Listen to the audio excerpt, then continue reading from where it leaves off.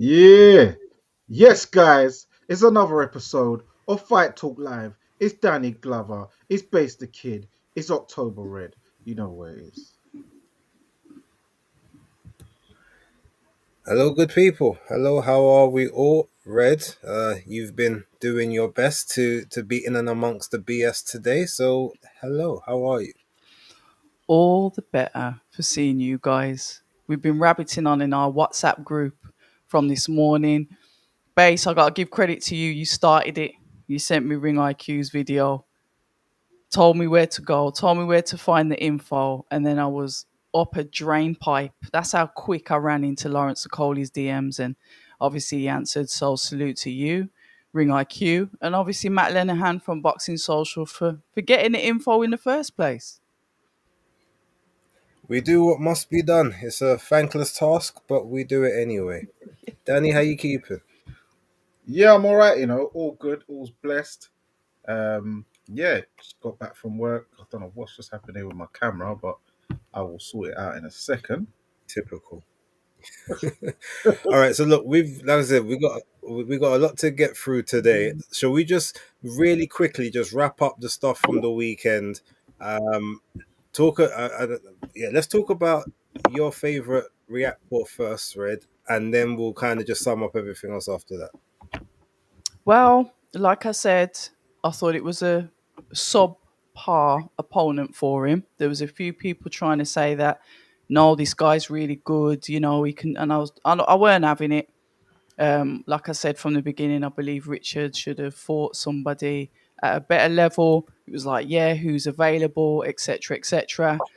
He went in there, got him out, I think, in 2 rounds.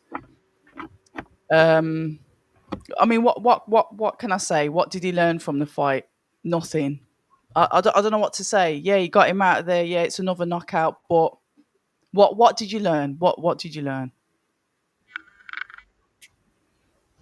What did you learn? Danny, What I learned is that what did you learn? I learned that um, I learned that he was able to beat Tommy Welch. Tommy Welch, an unbeaten man. I learned also, I just it reaffirmed that at a heavyweight, it's proven that the power's undeniable, as you like to say, October. Yeah, and he done it in It's more impressive. undeniable against Tommy Welch. Is that what we're doing? No, but I'm just saying the sound of the shots, the way he went down, it was impressive. But Yes, the All right, opponent you know was. what? Yes, the opponent. You know on some dibby dibby thing. you Richard, know if I'm you're not. watching, I've been I'm honest with you about disappointed. this No, from no, the no. Listen, start. I'm no. But you see, that's the thing. You were just upset with the actual opponent, Mm, Richard. I am disappointed in you. I'm telling you that from now. You not even okay. Fight's one thing. You had the opportunity for the Okoli fight. It fell through. Fine, we understand that wasn't your fault. Give you a pass for that. You get Welch. We know for a fact several of us have information from several credible sources that other fights were offered to you, which you decided to turn down in respect of a Tommy Welch, who no one really knew about, and only reason that happens because he's got a dad that's well known, but that didn't help him. This is the same guy that had about 6 or 7 4 rounders in these 16 fights he had, and then about six rounders. The guy's had 1 8 rounder in his career before this. This was not the level that you're supposed to be on. Two eight Furthermore, rounds. two round job, good. That's how you're supposed to deal with it. But then, what's the next thing we hear? Oh, yeah, like so. I want those world titles, but you know what? I think I want to go the domestic route. So mm, big ass jeez. 35 turning 36-year-old Richard Riakporhe, who fought down at cruiserweight for a world title, is telling me you want to go fighting for the British now at heavyweight. What's next? The Commonwealth. Are we? You're not even talking European. Why do you want to mix it up with Fraser Clark and Jamie TKV and David Adilier? These people that are in and amongst this quote unquote British scene when you're supposed to be far beyond that. Apart from even Clark, like he's similar age to you, but in his professional career, he is quite a bit far further away from you. Same with David, same with Solomon, same with the rest of them. Them man are all in that British scene trying to get their, get those building blocks to move to that heavyweight title. And now, but you're talking about going and mixing it up with them when you're always supposed to be at world level. After all the stop starts, after all the hiatuses, after all the inactivities, this is what you're doing. I'm sorry, I can't co-sign it. Like, yeah, there's things I want to say, but I'm trying not to be too disrespectful here, because I've got time for Richard in certain aspects, but when it comes to his boxing career, and the talking is not matching the actions. One he's got one thing that he's been able to hold his hands to, and that was the fact that he did try and go for the Okoli fight, and it was Okoli that pulled out. Whether it was injury, whether it was faked, we don't know, we don't care, it didn't happen. Cool. Now that fight's in the wayside, don't really care about that one no more. But from your telling me that you want to go domestic at 35 turning 36, that's embarrassing. End of. See, What, what, I don't mind the fact that he's talking about going domestic, but everything else I totally agree with you on. The stop start, the hiatuses, I do agree with everything like that. I did a video saying I wasn't happy with the opponent. I've said it online. I was criticized for saying it. Danny, you was criticizing me for going at this opponent. I knew what it was going to be. I knew he shouldn't have been in there with him. And I asked Richard himself, and obviously Bass has heard that, because that's when he was saying he wants titles, but also he wants to mix it up in the domestic scene. So I can't argue with the domestic fighters that we've got, because we've got good fighters in the domestic scene. However, everything else, Bass, I've got to put my hands up. I can't agree with it either. Red, here's the thing though. Here's the thing. With Yeah. Even if he wanted to mix it up with them, don't tell us that when you're supposed to be clear of that scene already. That's the issue.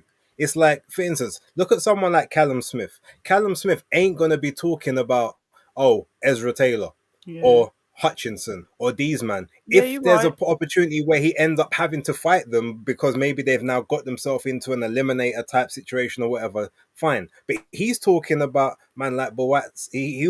Would have been talking about sort of Bawatsi because he was number one in rankings. He would have been maybe Mm. talking about a yard because he would have been up in rankings. He's talking about Better Biv or Benavides. He's talking about the champions or the people that are on the cusp of champions. You don't look backwards if you're a serious contender. Like, if someone is from behind, ends up coming up the rankings, and then you have to fight them to maintain your position, that's a different thing. But you don't be at the start of the race, or all of a sudden Usain Bolt, and then turn around and say, no, let me run back to the competition. No. Stay out in front. Make I, them have to catch you. nah, That's where I I don't like hear the that, but mentality. The Callum mentality is Sim, telling me that he is not in this for the right reasons right now. I can't argue. Listen, Base, I can't argue, but obviously Callum Smith, fantastic example, former world champion at the lighter weight. So obviously he's stepping it and at high levels. Richard was a contender, lost to CBS. So if he comes into the heavyweight at the domestic level with not people like Tommy Welsh, but the domestic names that you've mentioned, I don't think that's a problem. I think his end goal is world titles. But if he wants to mix it up with the British heavyweights, I haven't got a problem with that. But I do really understand what you're saying, because I've been frustrated with the way some of his career has gone as well. But I've been open with that.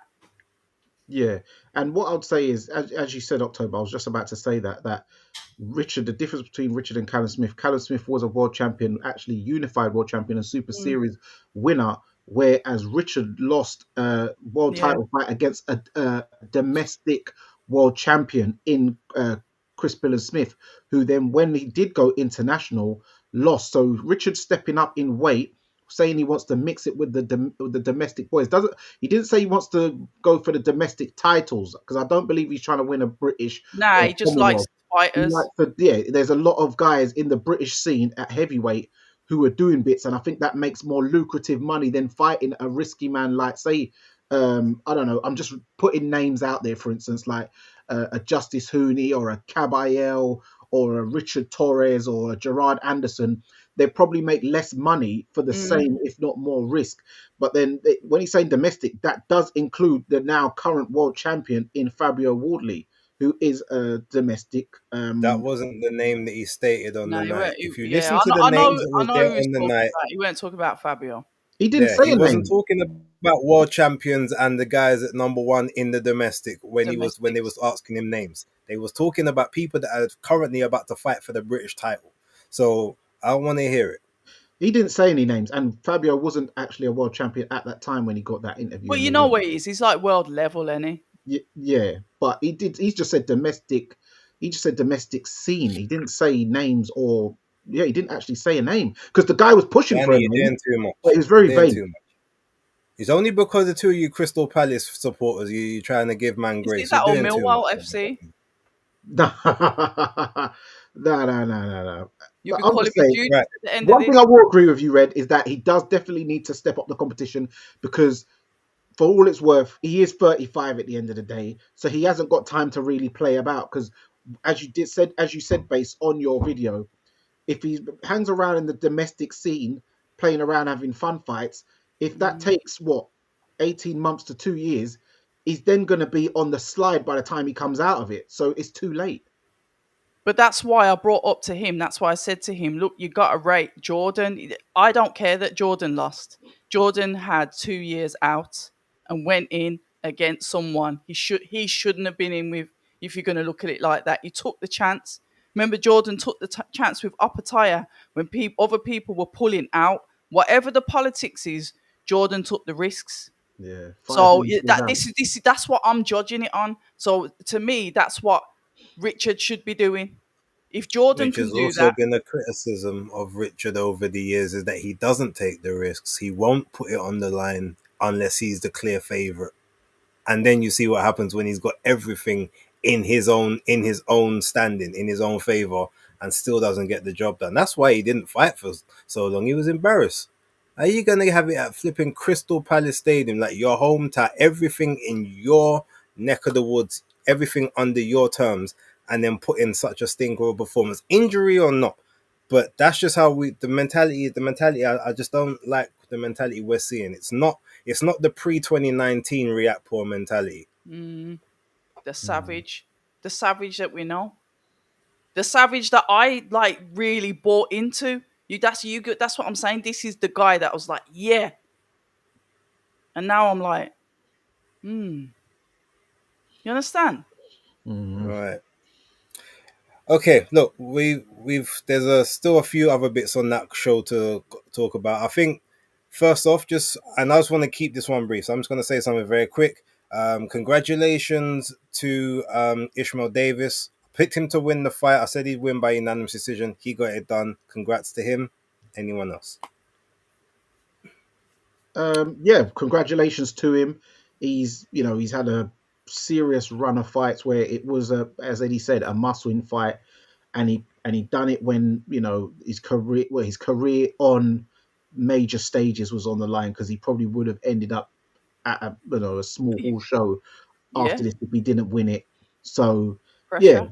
yeah, it was you could see how much it meant to him, what it meant to him, and yeah, I'm happy for him. Yeah, good for him. It was a good fight. It was to and fro.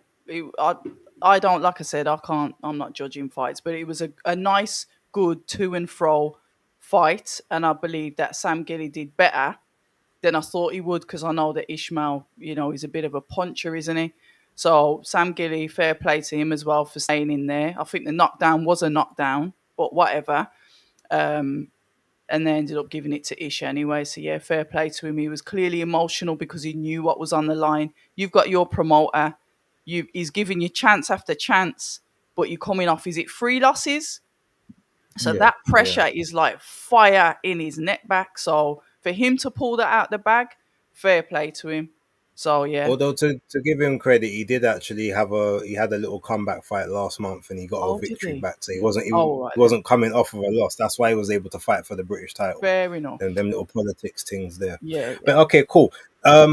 All right, I want to personally bypass the Adam Azim fight. Him and Scooby they did well, but I want to talk about the new and improved Jack Catterall and Echo the Engine Esselman. So Red, I'll let you start off with that one because I know that that's your sort of neck of the woods, the Midlands and higher up. Go for it. I said that that was going to be the best fight on the card. That was the fight that I was looking forward to. Ask Emma. Emma's in the chat. Emma was saying, I always say I'm not going to watch a Jack Catterall fight, but I always end up watching them. My God, I have to now stand on an apology box about moving trainers. I have to put my head above the parapet like I did and saying, oh, I don't see the point in changing trainers. Work through what you've got with your trainer. You can get better together. It's the fighter that makes a trainer. I've said that. But my God, what like you said, new and improved Jack Catterall. He was an absolute beast in there. Beautiful. He hardly had a mark on him. And he bust open. And fair play to Echo Esserman. I thought they should have stopped that fight earlier as well. Because all I kept on saying is he needs to go to hospital. But Jack bust his nose, the bridge of his nose there, extremely early in the fight and just kept on capitalizing it. Couldn't miss with that backhand, and the jab, and just literally, when you tenderize meat with that mallet, that's what he was doing to his face. It was absolutely. I mean, it's terrible for Echo, but my God, it was beautiful to watch. Absolute To, credit to to be Jack fair Catterall though, and his yeah, to two. be fair though, the nose was actually a head clash that caused Oh, the was it the nose. It head wasn't. clash? Yeah. Oh, But, apologies. but he did swell up the eye. The punches swell up the eye. It was beautiful. Echo went down, come back up, which is what I expected to happen because Echo can go down. And I will give Echo as well for bringing that aggression out of Jack. I said that he would do that. He'd force him to fight because of the way that Echo's very pressure, front foot orientated. And I just knew it was going to be a good fight, but I just didn't realize how good it was going to be and how Jack practically came out scratch free and just put on such a dominant, beautiful, punching, boxing performance. Just everything, absolutely everything. So fair play to him. He just goes to show the trainer's got a say in the fighter. Yeah. Danny. Yeah, my thing is that I think Jack made a wonderful move over to America, and I think it's going to raise the eyebrows of a lot of the either the British fans or American and British fans, where people say, "Hey, America's where it's at." Da, da, da. So the resurgence of American trainers. But what it is, I think that he actually really must have thought about style-wise what would match well with me and make me a better fighter and also more exciting. And what better then to go with a trainer who trains his son, who is an aggressive counterpuncher, a front forward, a counterpuncher. Because where Jack was very negative, bull Yes. matadorish, Yes. he's now able to. Bozy has obviously trained him to be able to do the aggressive counterpunching, sit down in shots. Because Jack's always been able to sort of drop guys, but never finish guys. He can drop a man 5 times and never finish the plate. Whereas this time now, Jack's really, he's walking Esserman into shots. The jab was beautiful, as we always know he is. And as I thought as well that Echo would force Jack into a fight because of how Echo fights in general. But I think mentally Jack was prepared for it because he didn't let Echo even get off into bringing him into a dogfight and forcing him into a fight. As Echo come forward, he hit him with the right hook straight left down the pipe, which dropped him heavy. Echo started coming back into things. In about the like the 8th and 9th and stuff like that, even bundled. It's from the 5th. Probably about. I know it's probably maybe from the 6th, but then bundled Jack through the ropes and stuff. But Jack got himself together. The refs had a bit of a nightmare. I wouldn't say Howard Foster did a madness in the fight, which Bay skipped, but you give Howard Foster a reason to stop a fight with the Scobie thing, he will do it. And this ref here, as Echo slipped over, he should have got in there sooner. Was a bit slow. Jack hit him with a 3 piece or 2 out of the 3. Yeah. Should have definitely, in my opinion, I was saying when I was doing the live that he needs to take a point off and give Echo 3 to 5 minutes to get himself together. Didn't give him no time. He just said, "Yeah, box on." True.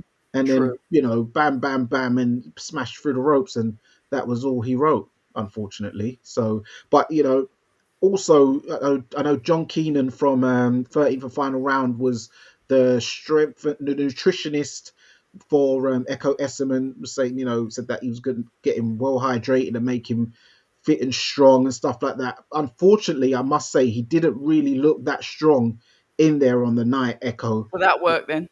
Yeah, he might have been hydrated, but he didn't look stronger than Jack in there.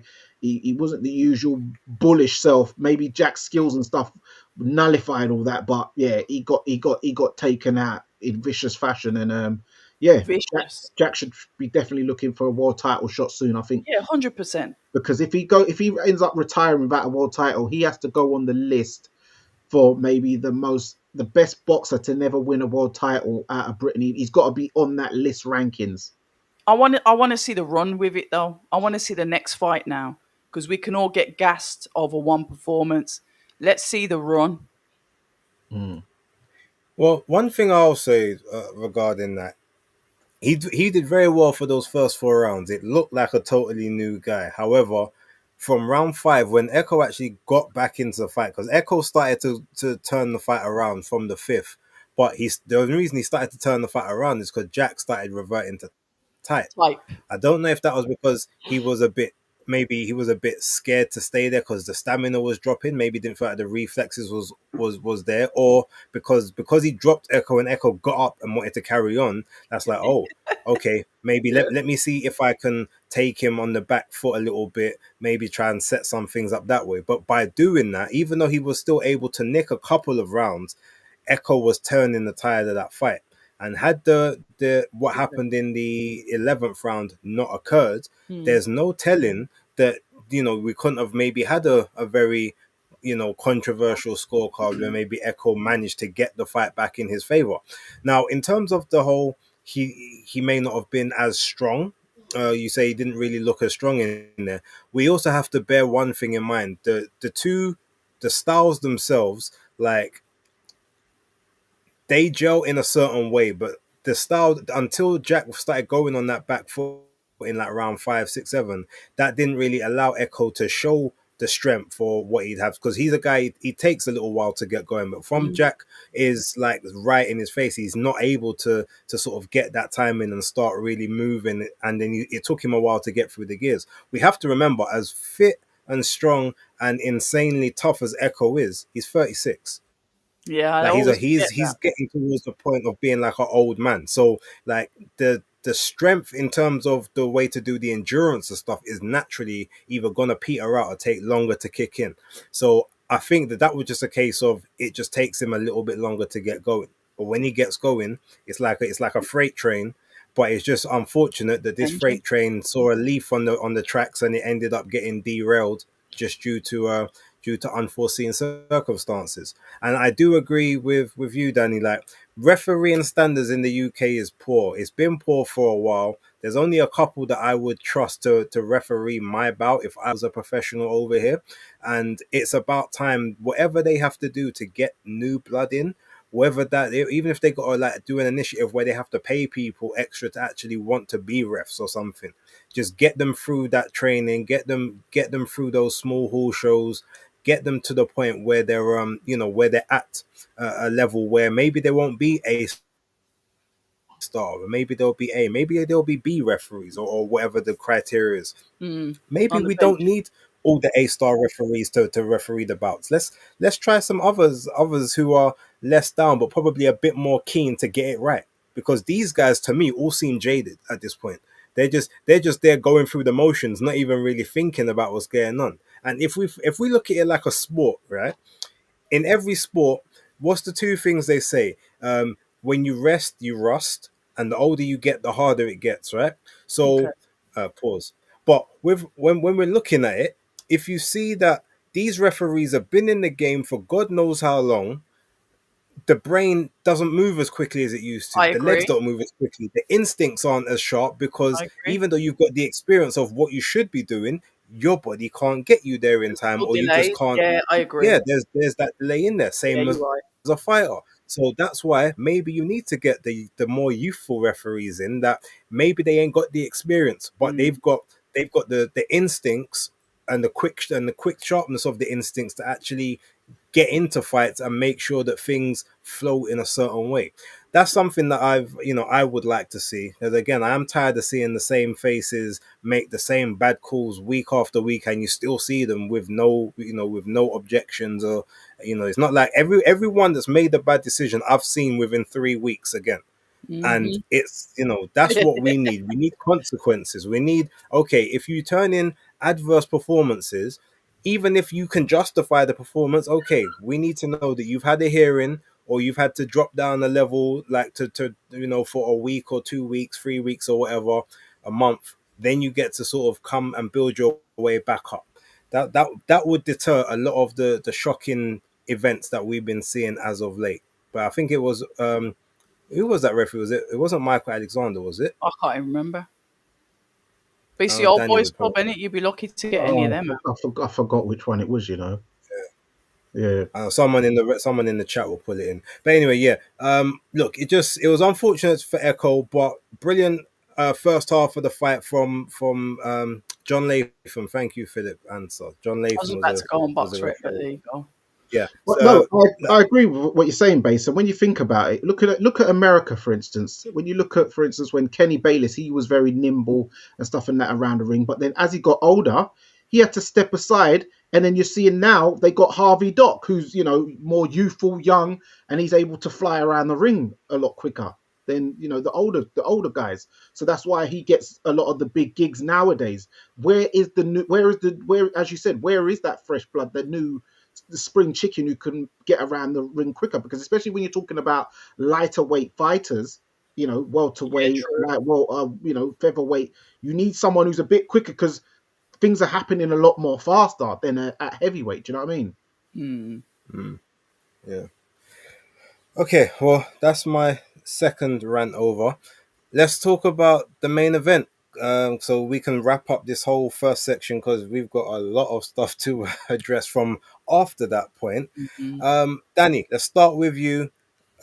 Chris Eubank Jr. versus Conor Benn, the rematch, the unfinished business. In your opinion, is the business finished or not? Um, it is, but maybe it isn't. And when I say maybe it isn't, I don't mean the Chris Eubank Jr. and Conor Benn. I think that saga's finished. But who knows when it comes to the grand picnic them. Um, they might get, who knows. But I imagine that Chris and Connor will probably tell their kids, like, come on, we've got generational wealth now from dads to myself. Like, just allow it. You don't make a mockery out of it now.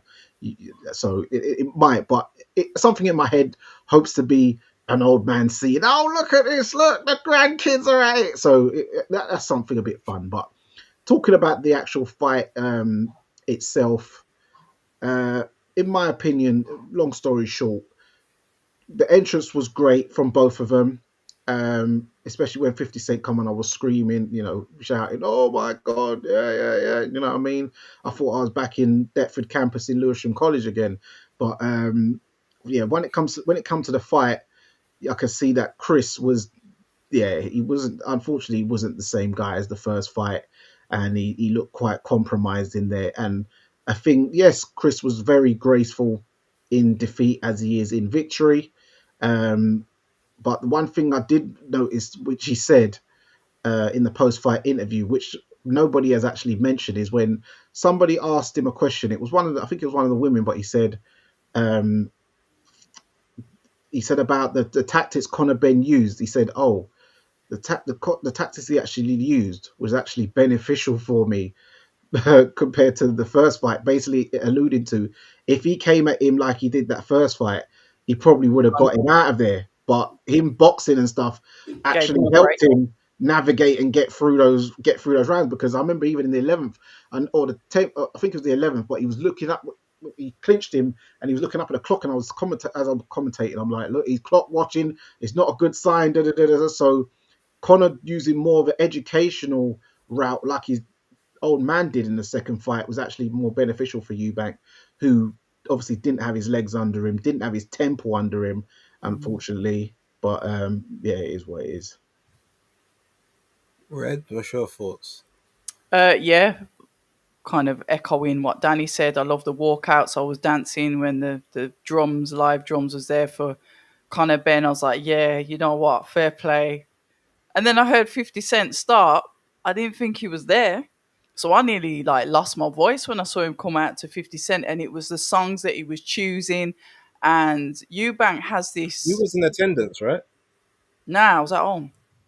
I was supposed to do a Oh, okay. live. I was supposed to do a live, Yeah. and my That's why I Wi-Fi thought messed you were up. there That's why I because thought you you was weren't there, because live. you didn't do a live. Nah. I had to cancel the live because my Wi-Fi messed up. Oh, okay. Yeah, we had that storm Sorry, last carry on. week, innit? Anyway, so when I'm there looking, and it's like he's walking out, it's the songs that he's choosing. And Eubank, like I said, he has this serious look, but there'll be this smirk that he has on his face, and it was almost like he was pleased with himself at what he had done, you know. So that kind of sets the tone for the fight. But from round one, I remember sitting watching the fight, and I was thinking, why is he looking so tentative? He almost looks like he doesn't want to be there. Maybe he's just playing possum. And I'm doing all these scenarios in my head that he's going to wait till Connor comes in and he can attack from, Connor walking onto a shot. But then it just kept on carrying on. And then I think it was about round 4 or 5. I said he's skedaddling with his legs. The way that he was moving, he kept on almost like galloping and then straightening his legs back out. Like, your stance is usually your stance, and you don't usually skedaddle about with your feet. His feet just didn't look right. I wasn't looking at necessarily the punches, but I was looking at his feet. But then at that time, I'm thinking Conor displayed maturity. He was boxing. He had head movements. He was moving. He was resetting. He wasn't getting emotional. A couple of times he went to have a cup. They had a little bit of a row on the inside, but then he'd like pull out and think, you know what? Let's not do this again. Let's box. But I just thought that Chris just didn't look himself. Obviously, the knockdowns were there, and we all know how the fight ended. What I did like at the end was the respect that was shown between the two of them. And, even almost for that moment, it felt like that respect was there, and genuine respect. Because I always thought that Connor looked up to Chris. There's a way that he might hate him, but he looks up to him in a way. So it was nice to see, them coming together at that point. I believe the dads have now fell out again, so that saga continues.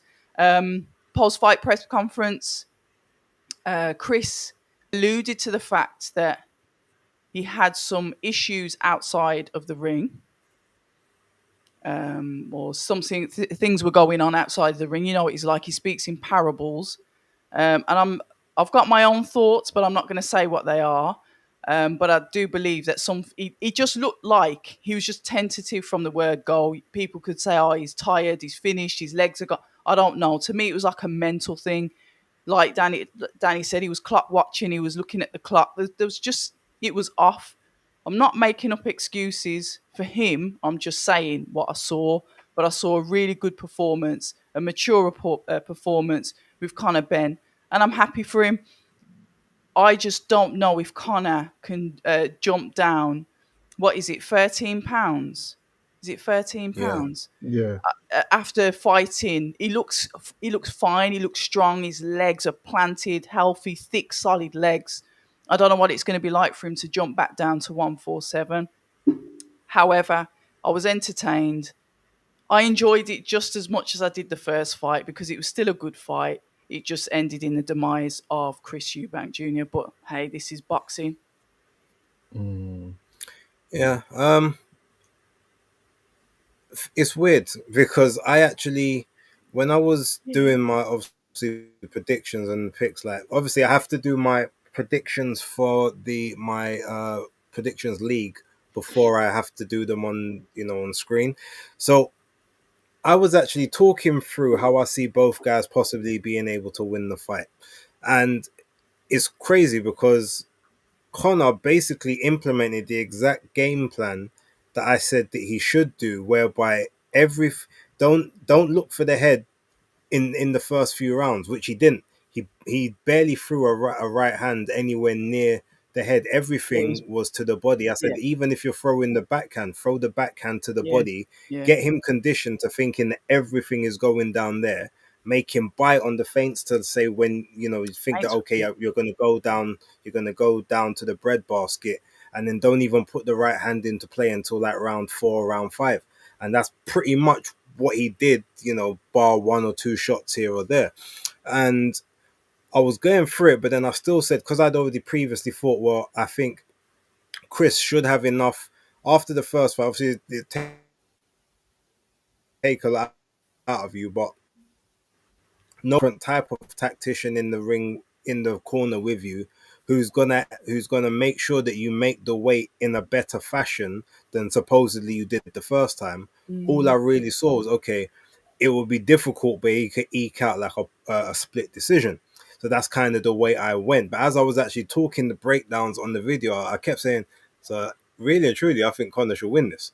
But because I'd already made the prediction, I'm like, okay, mm, well, I think ultimately he's gonna do this and he's gonna just about eke it out in a sort of a split and maintain that dominance over, I guess, the Ben side of the family. But Conrad, look, he did a lot better. He was a lot more disciplined, which is something that we've never seen him be able to do. Actually, stick to a game plan for a total of period of time, not get that rush of blood, not get that sort of that little berserker mode. Actually, do the systematic breakdown, follow instructions, listen to the corner, don't rush in, and it was good. Now there's a certain level that you give to Connor because ultimately he had to go in there and execute that. yeah, But the same way that everyone can say that Chris Eubank Jr. put on a great display in the rematch with Liam Smith, we also then had to put into consideration that Liam Smith looked like a whole different person than who was in the first fight. yeah. So there's only it's like you can't really give 100% praise to Connor, and I feel like I'm gonna give him 60%, the same 60% that Chris said that's all he needed to be 3 years ago. That's Yeah. what I'm going to give to Connor here because clearly things have happened in the background, which has obviously made this fight a bit more favorable to him than maybe the first one or even any prior opportunities. However, with that being said, I'm not here to throw a pity party for Junior, No. nor would I believe he would want me to, because by all rights, the way that he went on in the press conference where he's shutting down certain questions, he's being rude to certain people. The only people he weren't rude to was the women, and True. it's a man after my own heart. But when we look at it, I feel like you just say to yourself, okay, you had all these other opportunities to do. You could have gone to 168 and been at a healthy weight. You could have fought genuine 160 guys for world titles. Like Lara was there for you, who was a smaller guy coming up, seeing as you like to fight the smaller guys naturally. Because, Mm, this is the same guy that was talking about he'd fight Kell Brook at 157. So he's quite happy fighting the smaller brothers. Cool. Well, Lara was there. You could have got a title off of Lara, but then you're talking about, well, this is the fight that the public want. To be fair, at the time, the public didn't actually want the fight. It was just true. something that was orchestrated and then just became big after Yeah. the drug situation and the PED fail. But outside of that, like you had all these opportunities to do other things that were more favorable to your health and to your life in this instance, and you chose to go through the rehydration clause and the 160 that is getting super duper tough to make at the age of 35, Hmm. 36, and everything else that came with it. So the one thing I'm like, I can't give you grace for any of that, especially then when you use that as your marketing tool to, oh, woe is me, feel sorry for me, they're trying to drain me, they're trying to kill me in the ring, I won't allow them to do such, like, they stopped that, Hmm. all of that stuff. And I'm like, all these things that you're complaining about, that you're using, whether it's marketing tactics or you genuinely believe it, is all of your own doing. So that's the only part where I can't Yeah. have any sympathy for you, because you didn't have to take any of these opportunities, Yep. even to the point where in the face off, Connor said, if you're the A side, your team could have negotiated all of that stuff away, which shows basically showing that Conor Ben was the A side in the negotiations. But he said, well, no, there I am the A side. We got money. Okay, so you got money to drain yourself down and take a ass beating, as you like to call it. That's really great negotiation tactic. as far as I'm concerned. So, the one thing I will say though is the same way he gave Connor his credit in that face off, that look, I thought that him, cheaters always look for a way out. I thought he would do the same, but he took his beating like a man and all that stuff. I respect the fact that Chris always said, if I am to take a beating, let me take my beating. Do not get in the way of the justice that is supposed to be served. And I respect, that's one thing I respect. He was in there. He said he knew from the first round Yeah. it was gone, but he still decided to try, even though it was becoming mission impossible. And he tried to push the pace a couple times. He did try to do something. And that's one thing I will always rate on him, whether he gets knocked out, whether he gets knocked down. Even though he's always naive getting knocked down, he never lets Gets- his legs get set underneath him. He gets always up just straight springs away. back up. Mm. Yeah. But Pride. I rate the fact he never phones it in that sense. He's always gonna. He's one of those people, when they talk about, are you prepared to be unalived in the ring, he definitely gives you those vibes of he is that. And so I will give him that credit, but everything else, no. Yeah. And also another thing which I found I liked when the final bell rang. Obviously, Conor Benn jumped on the top rope, but Eubank stood there like in defiance, like I'm still here, I'm still here. Like, even remember what he was talking about when people kept saying you got knocked out by Liam Smith. He's like, no, I didn't get knocked out. I was on my feet. I ran over to him in his face to let him know I'm still ready to go. Obviously, he was in no fit position to Fit continue. shape, But his pride, you can see the man is a very proud man. proud man. So you have to commend that. As you said about October, about the dads, with Nigel, he felt slighted when Senior gave him the stiff arm embrace hug, where he went to embrace him and he gave him the stiff arm. I think that Senior did that because it's the press conference. We're in the middle of a fight. I'm not here to be skinning teeth. I'm here to kick out teeth. Do you know what I mean? He's not. Well, there I to was skin annoyed that they jumped in front of the camera. Well, he wasn't there to sort of like do the whole smiley, like in a sense But of. it's not their press conference; it's their sons. I know, but I'm saying when Nigel wanted to embrace and hug, Senior's not in that mood because Eubanks Jr. wasn't in that mood. He had a serious face on, whereas Connor wanted to sort of, as you said, kind of looks up to Chris in a way where he was like, "Come on, Chris," calling him, and Chris didn't want to acknowledge him. But there's a thing where I think, and I love Nigel, but I think that slightly in a way, he kind of admires Chris as well, in a sense, because if you look throughout their journey, look at the way Nigel Benn used to dress, and then he all of a sudden, when he reinvented, he started wearing suit jackets with jeans and shoes. That is very Eubank-esque. Then he starts dancing on the entrance song in the rematch to give that, that's a Eubank Senior-esque maneuver also, So there's things where he definitely took some inspiration from Senior, and deep down, as Eubank Senior said on his own podcast, we're brothers, whether you like it or not. We're bonded for life. Whether you say you don't like me, don't talk to me, deep down, we're bonded for life, whether you like it or not. So, yeah, man, it is what it is. But I think it's been a great 35 years they've given us. And yeah, I think that, yeah, and as Junior, he's not gonna. The reason why Junior doesn't want anyone to feel sorry for him, because at the end of the day, he's been well compensated for that type of money he made. Not that I'm pocket watching, sorry, but I wouldn't mind getting punch up for that kind of bread. So hey, it is what it is. He's made a good living. I will credit the boys just finally to say they actually made it out to be about them. It wasn't about the fathers, because for the first time I was actually annoyed that the fathers were in the way at the press conference when I wanted to look at the sons. So it shows that they managed to step out that barrier. It did become about Eubank Jr. and Connor, which was good because they broke the mold. So fair enough, it's over now. I do agree with Danny, potentially kids, 20 years down the line now, if we're all still alive, fit and well, 25 years, it could be the third generational fight. Who knows? Anything is possible. And even the ref took an uppercut in there, didn't he? So, yeah, that was funny. Oh, one thing that I did like that Connor did? When Eubank got him in the clinch, yeah? He grabbed this arm, yeah? So his arm was in the clinch. Connor was able to make the space in between and go in there and whack Eubank Jr. on the in the chin. shots, yeah, and he didn't Oh, like it was beautiful that was. he Anyway, didn't yeah. like that shot. Do you know what that reminded me of? That reminded me of It reminded me of skill.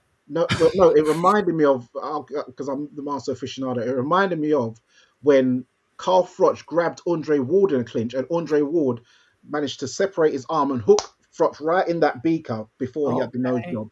And Froch's face was like that really hurt, like you Yeah. could see that the pain in his face. Yeah. So yeah, it reminded me of that. It's a good move that. Okay. All right. So I just, yeah. good old Star Fox. Right. Okay. So that's in the past. That's in the So past. we look to the future. So we was gearing up for the Ring 4 card, big, sort of big Riyadh season, David Benavidez debut out there, Anthony Yard getting his third crack at the apple. Can he do it? Brian Norman and all of that good stuff. Bear in mind, if you know on that card, the combined I can't remember the combined record, but the combined losses of everyone on that card is 3. And all of those 3 losses come from the same person. I just want to Rotted. highlight that as a very interesting piece of news. Yeah. But that being said, we was getting hyped for all of this. Yeah, of course. Then out of nowhere, we get the big news that Jake Paul and Anthony Joshua has been signed, has been sealed. We got little rumors last week that it was in talks and that they was looking to finalize a deal. Eddie said, "Yeah, it's not even close." Yeah, boom.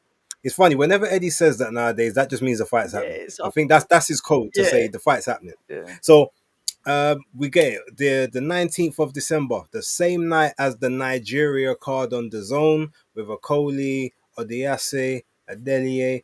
So we got to decide, like, well, luckily we don't have to decide what we're doing because it's different time zones.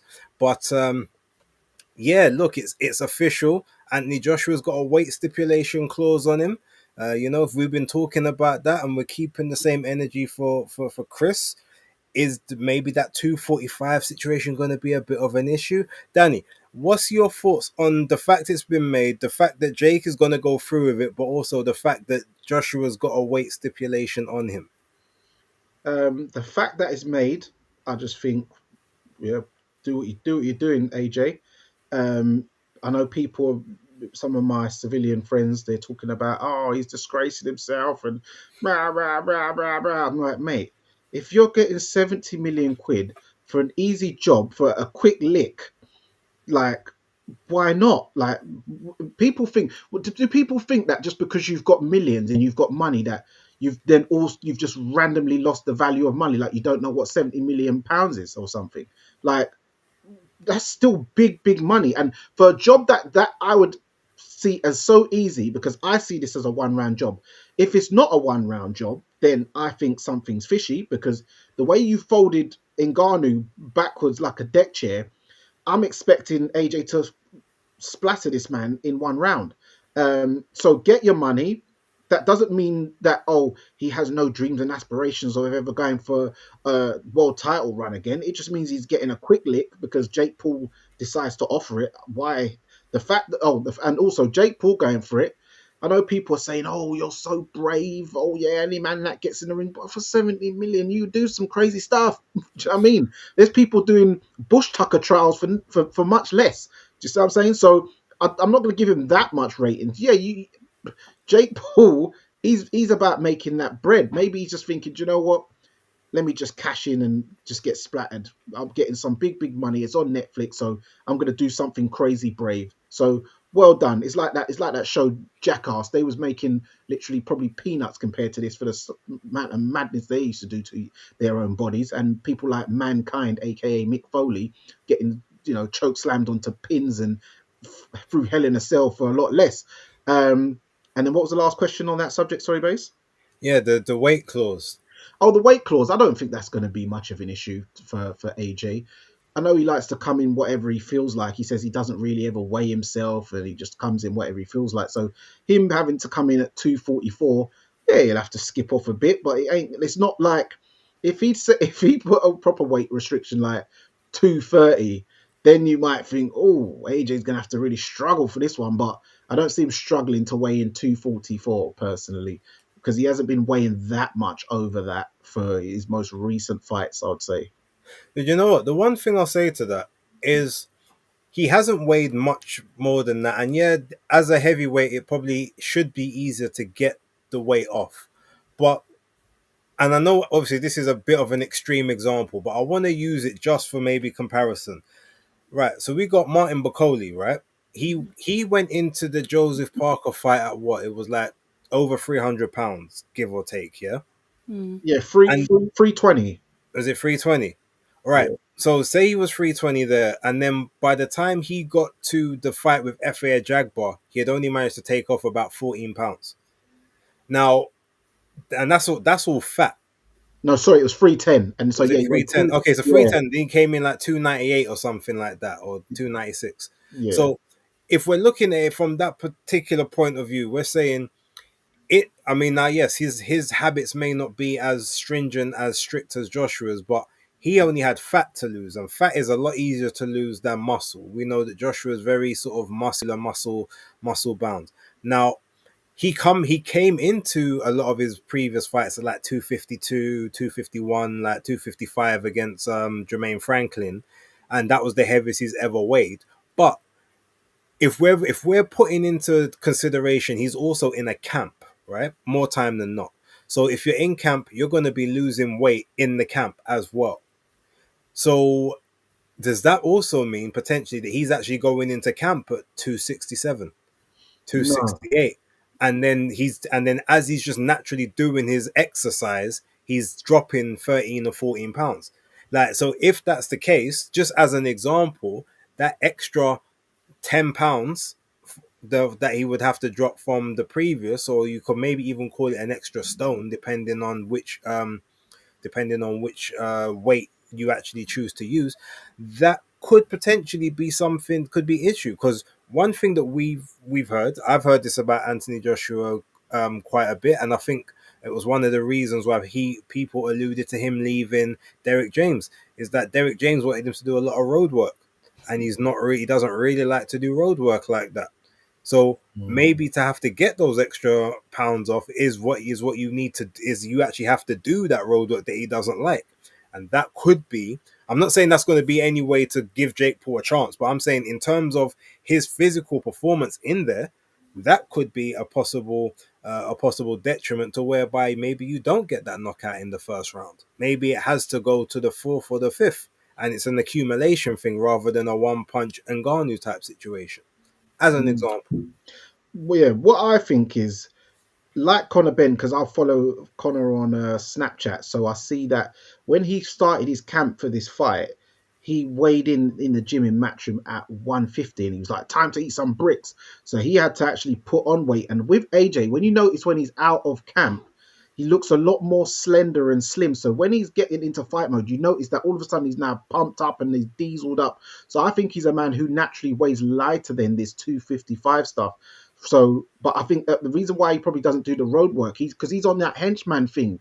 He's on that roadman henchman, because I'm hench. I must be strong and I must be able to like mash up people. That's why when Usyk beat me, he's like, "How did you beat me? I'm bigger and stronger than you. How'd you?" Because he's on that henchman, jailman thing. Like he's on the wing with Clue. What we doing? What we doing? Them kind of man there. But so I think that him coming in at 255, 245. I think it's not going to be hard. He just has to lay off the weights, which might, the only thing it might psychologically play with him where I can't be as hench, so I'm not feeling as strong as I think I am. Because he might have that, what's that thing? Not metamorphosis. What's that thing where you think you're fat, or you think you're, no, sorry, you think you're Body skinny. dysmorphia. That's the one. You think you're skinny when you're not. Yeah, that one. I think he might have some of that in his head. Okay. Red, what's your thoughts? It's a money grab. Fair play to him. I think his average is about 245. So I think they've capped it as his average weight that he comes in as a fighter. So yeah, I don't think that really will be an issue for him. I think he came in at about 250 odd for Daniel Dubois. So yeah, but give or take £7, he should be okay with that. Um, Nobody's touched on who's training him for this fight. I know he's not with Ben Davison because I can't see him there anymore. We did obviously hear that he was going to Camp Music, and some people were suggesting, oh, that was because obviously mental training, physical training, whatever training it is not in the camp that we thought he was in. This fight is a month away, base, Danny. It's not round the corner.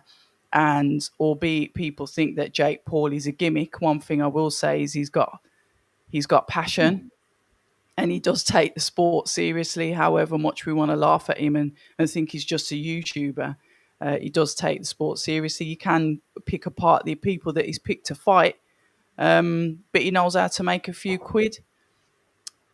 Anthony Joshua probably will get him out of there very, very sharpish. But like the weight things come out in the contract. Let's have a look. The weight thing that's come out in the contract, I think that's probably the only thing we will get to see, because there's going to be other stuff in that contract that we probably will never see. So I don't know why they've thrown that out like a breadcrumb to us. There'll be other stuff in there. Maybe Anthony Joshua can't knock him out and can't make him lose disgracefully. But what I will say is I'll never, ever underestimate a strong person's mindset compared to a person that hasn't got the strongest of mindsets. And I think that could play a factor in this fight. Interesting. So my assessment of it is, again, I've got no issue with it, and it to me, the one thing that I'm finding craziest outside of people saying you shouldn't take it because if people were saying you shouldn't take this fight because what if you lose? All right, I could maybe understand that. Yeah. Although I would say if I was AJ, I'd be looking at those people saying, "You lot really think I am that far gone past world level that this is going to be the fight that now takes it away from me?" That to me is a bit crazy. But when everyone's like, "Oh, he's tarnishing his legacy," and rah, rah, rah, I just find it odd that the same people that are saying that the man should have retired last year are now saying that he can't take a gimmick fight because of his legacy. But you already said his legacy's over because you wanted him to retire. Yeah, it's always make your mind up when it Yeah, comes to him. it's always, and look, I'm not AJ fan club like that, but I always try to give a balance to when there's a lot of negativity that goes his way because it is more than most. But it's crazy how the guy has the guy ain't got a world title. He's not in line for one at the moment. It's not like he's holding up the division because Usyk's waiting for him to get back to level so that he can fight him again, anything like that. He's Mm, he's been out of the ring for over a year, not troubling nobody. yeah, He's out of the rankings. He's off box rec technically because he's now yeah, showing as basically inactive. inactive. Yeah, All of this stuff here, yet the man can't go and do a little showcase fight because it's going to tarnish his legacy. But those same people was quite happy with Tyson Fury to have the Ngannou. MMA fight with Ngannou or the Mm, boxing fight with the MMA heavyweight champ because always well it's a bit of fun and he can get to the Usyk fight later, blah blah blah. So the man who's got the titles can do what he wants and it's okay. Anthony Joshua ain't got nothing, ain't holding nobody up, ain't troubling nobody, but yet it's a problem, and you that's the know one. what it is though. Well, yes, but I'm just saying it's just crazy how the rules are not the rules are not the rules all the way around. Because if that's the case, cool. I want that to be the energy for everybody. Because That ain't do happening. you know what I mean? It, As it Paul seems to Mooney only be the says, best for him. ain't nothing changed but the weather. With Well, you know regards, what? Somebody's just put so shout out to Iffy Sid. He said that AJ did an interview with Lady Shan and it looked like he was blaming Ben Davison for the last loss. And that's one thing I won't tolerate. The thing is, when he loses, he blames his trainers. He's got to start looking in the mirror. And that's one thing I want. He does that all the time. So Or that's the only thing I'll have a moan about. does he blame? What Yeah, do you he mean? does. As in terms, blame them in terms of he leaves them, or just blames them as it? Because I've never heard him. Yeah, he has. He's alluded to. It's like, oh, tell me. I think it was the Ruiz one, and he was like, well, ask my trainers. Like they were the ones that were making the decision. That's when he had Freeman in the corner. He's done it before. That's the Well, only thing I don't like, and that's what I've said. You're looking for this perfection. You're looking for this person to make you this perfect boxer. I spoke to Eddie Hearn about it. The only person that can do that is himself. He needs to have a conversation with himself, not every Tom, Dick, and Harry trainer. Somebody pointed out, Dan Aziz quite rightly pointed out, guys, that Lennox Lewis had 4 trainers throughout the peak of his career. He was somebody that, and I didn't know that. But at the end of the day, Lennox Lewis would still take accountability. He wasn't there like blaming trainers and then switching. You don't do that. And that's the only thing I don't like. And I can't, and he does do that because it's there. I hear it, but I think if we're going to be honest, any time that you kind of change trainers, it's because you're almost blaming them for you not progressing, or you need something that they can't give you anymore, or they don't have the tools. So that is kind of an admission of blame, just maybe in a less confrontational way. But I hear it. Maybe we gotta go check out that Lady Shan interview because I never saw that one. So if you mm, said it's gone under the Yeah, radar, if shout he out said it's there, I to haven't seen it Shan. either. Um, but that's something most fighters do then anyway, ain't it? Really, when they lose, they change trainers. The only one I know of, top of my head recently, or if ever, is Connor Walker. He was on a win streak and then decided to change, but that's just because he felt that he just wanted to make a progression. But in general, it's usually you see people lose or have a very mad fight where they was about to lose, as an example, and then they change trainer. When something bad happens, that's when they change. But he's looking for something every time. He says he's looking for something. He's very skilled. He's a skilled fighter. We've seen what he can do with the confidence that he's got. But he seems to be still asking questions. When are you going to get to the point where you are confident in your own ability? That's what I'm saying to you. And that's what I've said in a 45-minute video that I made about it when I good heard that he was video, going by to the way. team. Anyone, if you haven't watched that, watch that video. Oh, thank you. I didn't know you'd listen to it. But yeah, that's out there because it's like, why are you doing this? Go and look in the mirror. I hear it. I hear it. But yeah, look, thoughts on the fight. Like I said, do what you're doing, make the money. Whatever you're doing in February, whoever you're fighting in February, you know, prepare well. Use this as part of the training camp for that, if that's what we're going to be doing, because we like to have his 12 to 16 week training camps. So this Hmm. should slot right in sort of the middle there. February, then whatever happens in September. Yeah, get your bread as far as I'm concerned. But if in terms of the whole training situation, I mean, look, time will tell.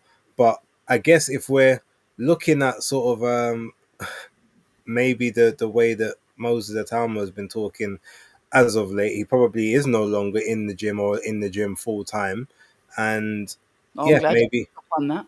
maybe they're all, maybe it's all now it's the Queensbury assault on AJ, because it seems like more than one of the Queensbury lot have decided to plant their flags the other way. Moses said he wants Jake to win, or it would be great if Jake won the fight. Lawrence Okoli, who is on the graphic, has gone to say that he's willing to give Jake Paul some sparring to get used to getting hit by heavy shots of that level and trying to even the playing field. Um, October did a very very impromptu yet needed interview with Lawrence Okoli earlier on today, whereby he has basically said, "Look, we were cool." He's alluded to the fact that maybe they're not cool, or that he is cool or very good friends with people that Lawrence now has disagreements with. So all's fair in love and business. And as he quite eloquently put it, I'm not his girl and he's not my girl. So I do what I want. Uh, Now, since you was obviously in the interview, Red, we'll leave you till last on this one. Danny, I need to hear what you're going to say, then I'm going to have my take. Red's going to sum it up. Yeah, that was an excellent interview by October Red. Please, guys, you need to check it out. And when you do, please hit the hype button because this needs to get trending, and hit the thumbs up button when you do watch it. But yeah, Lawrence Okoli, he came out of a lot of bombs straight out the gate. I don't know if it was the thing where you was talking about, the entry point, what set him off, what got him, going. But from there, he was just on fire. When you asked him about the Judas moniker and label, he, he said, "Well, Anthony Joshua ain't Jesus." Oh my god! So and Mm. as Bay said, he said that he alluded to Anthony Joshua is friends with people. He had a Freudian slip where he said Eddie, and he said, "Oh, Freudian Mm. slip." Well, Anthony Joshua is friends with people that I don't like. So, but to me, the way he was sounding like he was like, "Oh, I want to help Jake Paul get used to big shots." To me, in my head, the way he's petty and the Yep. way he seems a bit red eye and bad mind with it, but he's that lovable rogue with it. But I Yeah. think in his head, he wants to get the rounds, not the rounds. I think he just wants to sabotage the fight, like mash up Jake Paul in the sparring where he's forced to pull out, like try and cut, Oh, you reckon? yeah, try and injure him, like proper dig him and injure him, and then the fight's off. That's what I'm getting, that vibe where he wants to See, I scarper didn't. that. Yeah, I think I he know wants. he's petty. Yeah, he's petty like that. Remember, he's a man who wants to show accounts of how much his restaurant's making, and he wants to end that He 70 didn't. mil. He stopped it.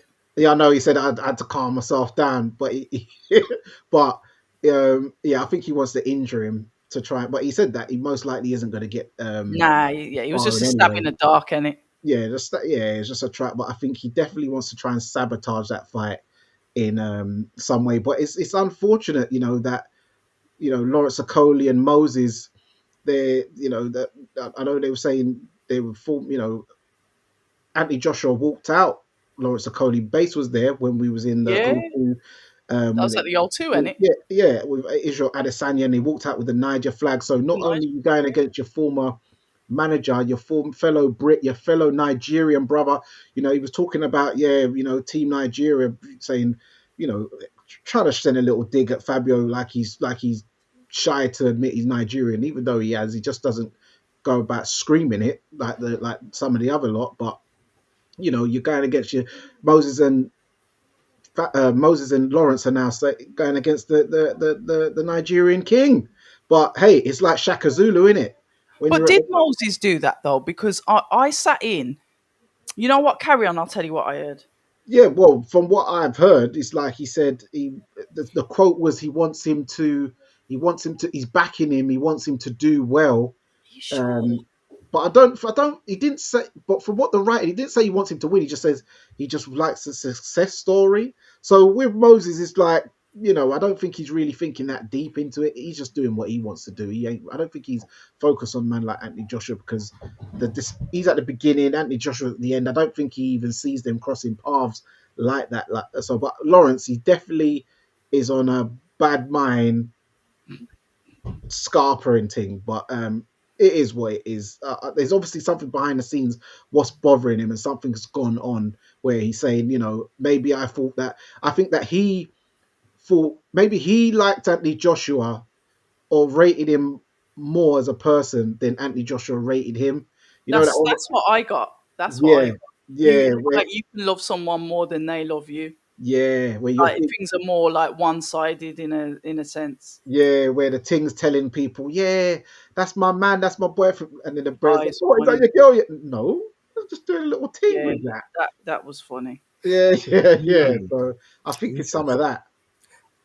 But I just had a bit of a moment. Something just kind of came to my head because if we're talking about him being petty, right? And bear in mind one thing.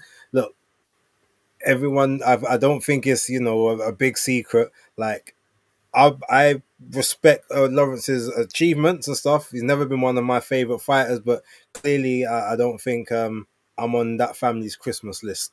For when it comes to all of that stuff. However, I think in here he Sorry. he may have a bit. I think that there's actually a little bit of he's actually upset, but he's not upset with Joshua in general.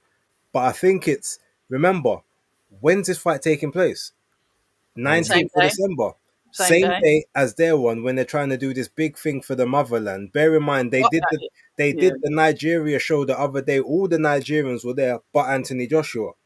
So I'm thinking now, is it one of them ones that maybe because you're supposed to be with us trying to champion this thing and you're not even showing up, and now you're actually doing the ops thing and you're actually fighting on the same time as us, taking away possible eyeballs or possible attention from the situation. So now if you're gonna do that, I can't really rock with you the same way anymore. Like we kept it on a casual, on a cordial thing because obviously you brought me into the game and you got the numbers up and whatnot. But now it feels like you're violating. You're trying to stagnate my career, even though I've still got years left, and you're on the back nine. I'm just that's just coming to my head. Is that That's the just reason coming why to he's now. You've said it. that, Can't Especially unsee it. remember, and also he's going to think, hold on, you showed up at the Ghana one, but you didn't show up at the. And remember, it was two Nigerians who wasn't there: Anthony Joshua and Yeah. Fabio. but Fabio was on holiday though. That's kind Yeah. I of don't think he's gonna. I don't think he's gonna Oh be no, he bothered was in about camp. No, Fabio. sorry, so he yeah. was in camp. So he had a Yeah. I don't think he reason. would have been bothered about Fabio still. Remember, No, but because it's just what he said remember, to him. only people that like he's like again, he doesn't hide it. But remember, his name's Fabio Wardley. That's not a Nigerian name, so no one's immediately thinking of him as one of them. Him have him Neither mad was at Anthony me. Joshua. Yeah, exactly. No, it's Femi. Yeah, but it's all of the the Anthony Oliver Alosoweni Femi or thingy. the Seni, like that's all in there. There's none of that in Fabio's name Nope. that I'm aware of. That Yeah, tells you that there's We're a not on box rec. no, so. but he might have an African name. Maybe, But but what I'm saying is like that's not something whereby if he's not there, them man there, sort of the dark skinned tribes are not looking and saying, "Where's Fabio? Why is he not representing?" I don't think it's that deep. Moses kind of has to be there because he's got the name. He's got it's a Talma like you. Okay, you are of the clan. You must be here and show up, kind of thing. And people have associated him with that because it's been part of his story. So correct. I think in that sense that's why maybe Fabio will get a bly in that situation, and obviously the Ipswich thing. Remember because the accent's a little different. They don't really gravitate the same, regardless of how rough the ends is, how legit the people are. People will still hear the tractor accent and be And like, see country. "Yeah, but I Country don't really bumpkin. know." It's one of them ones. It's the same when you go up to some of the places up north and even in the Midlands. Like you don't take it serious until it happens, and you're like, "Raw, I wasn't expecting that." But you still can't take it serious because that accent just ain't really hitting the way it needs to hit when certain words come out. I know So what you're saying, base. You're, yeah, you're basically saying some of the London man them when they go up to Birmingham, they laugh at the accent. But the thing is, Birmingham Won't has. be laughing in the gullies. I know, but when if you go to Aston and um, what's the other one? Handsworth, they soon learn that it can get very real. But yeah, in general, the accent people do find yeah. it quite It can humorous. get like It's, we it's the all same know. in We all America. know you can get real Same anywhere, in America. and we all know that there's places in everywhere you shouldn't go. But there's certain times, certain places, whether it's the UK, America, Africa, there's certain accents that you will hear that just won't sound as threatening to you in that moment, or you'll just find it will just seem funny. And I think that's where they kind of put Fabio, so they don't put the same expectation on him that they would put on Anthony Joshua, which is kind of where my point being. And I just feel like him not being there is maybe what has now sort of sparked off this big alliance amongst all of the Nigerian Queensbury lot, because they're the ones that seem to be popping the shots. It's all of them. It's Queensbury, which is obviously the ops anyway. But now it's like we're all supposed to be Nigeria, and you ain't repping us, and you ain't showing up when we've got when we're doing the thing, trying to elevate the country and all of that stuff. So that's where that came into my head. It's a plausible thing. It could be total rubbish, but it just sort of it sounds Makes like sense there's though. more behind the scenes than that, especially again because it's on the same day and like you're taking eyes away from us, which in theory could potentially take money away in some way, shape, or Yeah, form. I think to me that makes sense, and I didn't clock it at the time, but yeah, good spot that base. Yeah, Yeah, that's yeah. what I try and do. But Red, let us look. You was in the thick of things when in the interview. You was, answer, giving out the questions, pushbacks here. Maybe, so I know sometimes I think there were some pushbacks you wanted to give before. You know what? Let me move on. But what was your thoughts on his stance? His obviously his comments, his truth in that aspect, and just what do you think of him possibly going against code, if that's what we're going to call it? Yeah, I went up. Obviously, you put the video into the group chat and showed us where to find the relevant information. So it was like, okay, right, that does look kind of bad. So that was kind of the tone for the conversation. However, I couldn't really rebut what he was saying because at the end of the day, it is business and people do turn on you. And at the end of the day, some people are just selfish in business and he's looking out for himself. We don't know what goes on behind closed doors. We know what we see and we might know some rumors that we've heard, but we don't know the full facts.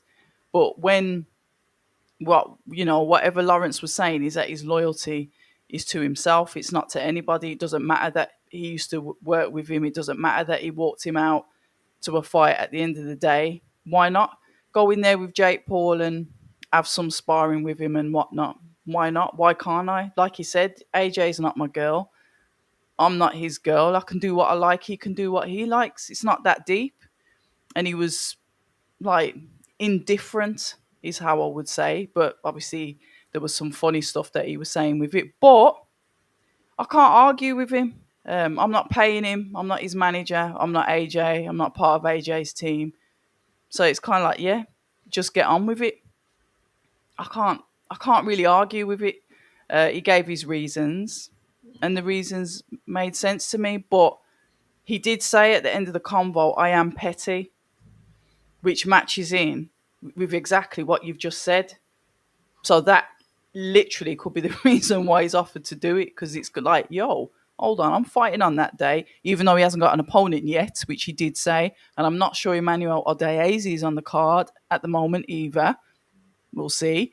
So we'll see how that pans out because the only one that's been announced that's got an opponent is David Adelaide. So we'll see what happens there. And who's his opponent? Don't know, some German, some 40-year-old German. Yeah. Wait, is he German or is it Nelson? No, it's not Heiser. Oh, No. okay. Well, one thing I do want to say though, with regards to like Lawrence, I guess, and everything is, I respect the fact that he was, honest in that sense. Again, there seems like there's more to it than just simply it's business. I do what I want, but that's for him to decide whether he wants to speak about or not. But he does have currently. It does seem that there is a pattern of. All right, let's call. Say disloyalty. Let's for this argument, let's call it disloyalty, yeah. Not just with the AJ, but there always seems to be like he's either quick to cut ties or move to another thing, or if he doesn't get things the way he wants, there's no ability to seem to compromise. Now, if that's how you want to play it, that's totally cool. But let's also remember what they say: a bridge burned can never be crossed again, right? You have, and then if you build that bridge again, it takes forever to build a bridge, but obviously it takes very, very short time to burn it. So in that sense, if you're gonna continuously like burn these bridges or do these things, step on toes for the sake of business while you're in the game, don't then be surprised when other things don't go your way for the simple fact that you don't now have the relationships that you once had for whatever moves or underhanded or petty things you decided to do. Now luckily he's on a path where he's got restaurants and stuff in Dubai that he says he's diversifying and building out a different revenue stream which works in his favor. So boxing isn't the be all and end all, but maybe even forget just boxing, but maybe business in general. If this is how he's moving potentially in these circles, that could be something that carries over into the business world, which could be a detriment down the line. So that's the only thing I would say is if it's just strictly to this, cool. But if that's like an inherent trait that you just have in general, like let's remember he also said in your interview that, Mm. you know, mate, this come from probably trauma of being the fat kid that couldn't win races at school. Yeah, he was honest. So and never got the medals point and being stuff. is like, so the behaviors that you're exhibiting are all ingrained in you from young. So Mm. these are things like that can ultimately rear their ugly head in the future, you know, and mess you up and mess up opportunities for you because you haven't been able to address, or you're not willing to address these traumas or these traits that you have that are obviously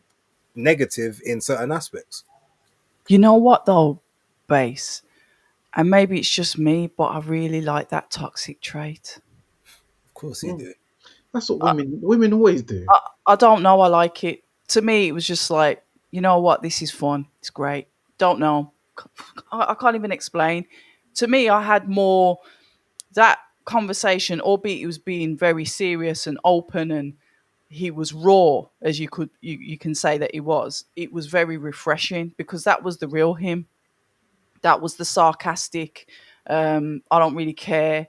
Like F you, you know, when Kanye West said that all the doors shut on him, but then when he started to make his millions, he like drove past. There was an interview he did, and he was like, F you, F you, F you. And it was that kind of, people don't like to see that, but I don't mind. Some people call it arrogance, whatever, it can come back and bite you.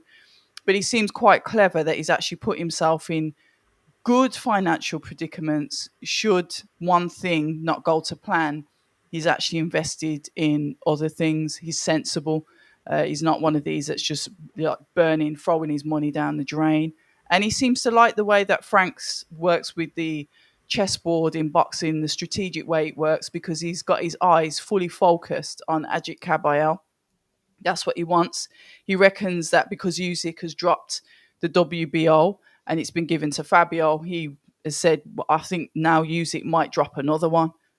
So then it starts to put those belts out there, and then it makes it more good for us, because those of us that really want the titles, nudge, nudge, wink, wink, there's always a bit of sarcasm with him and a dig.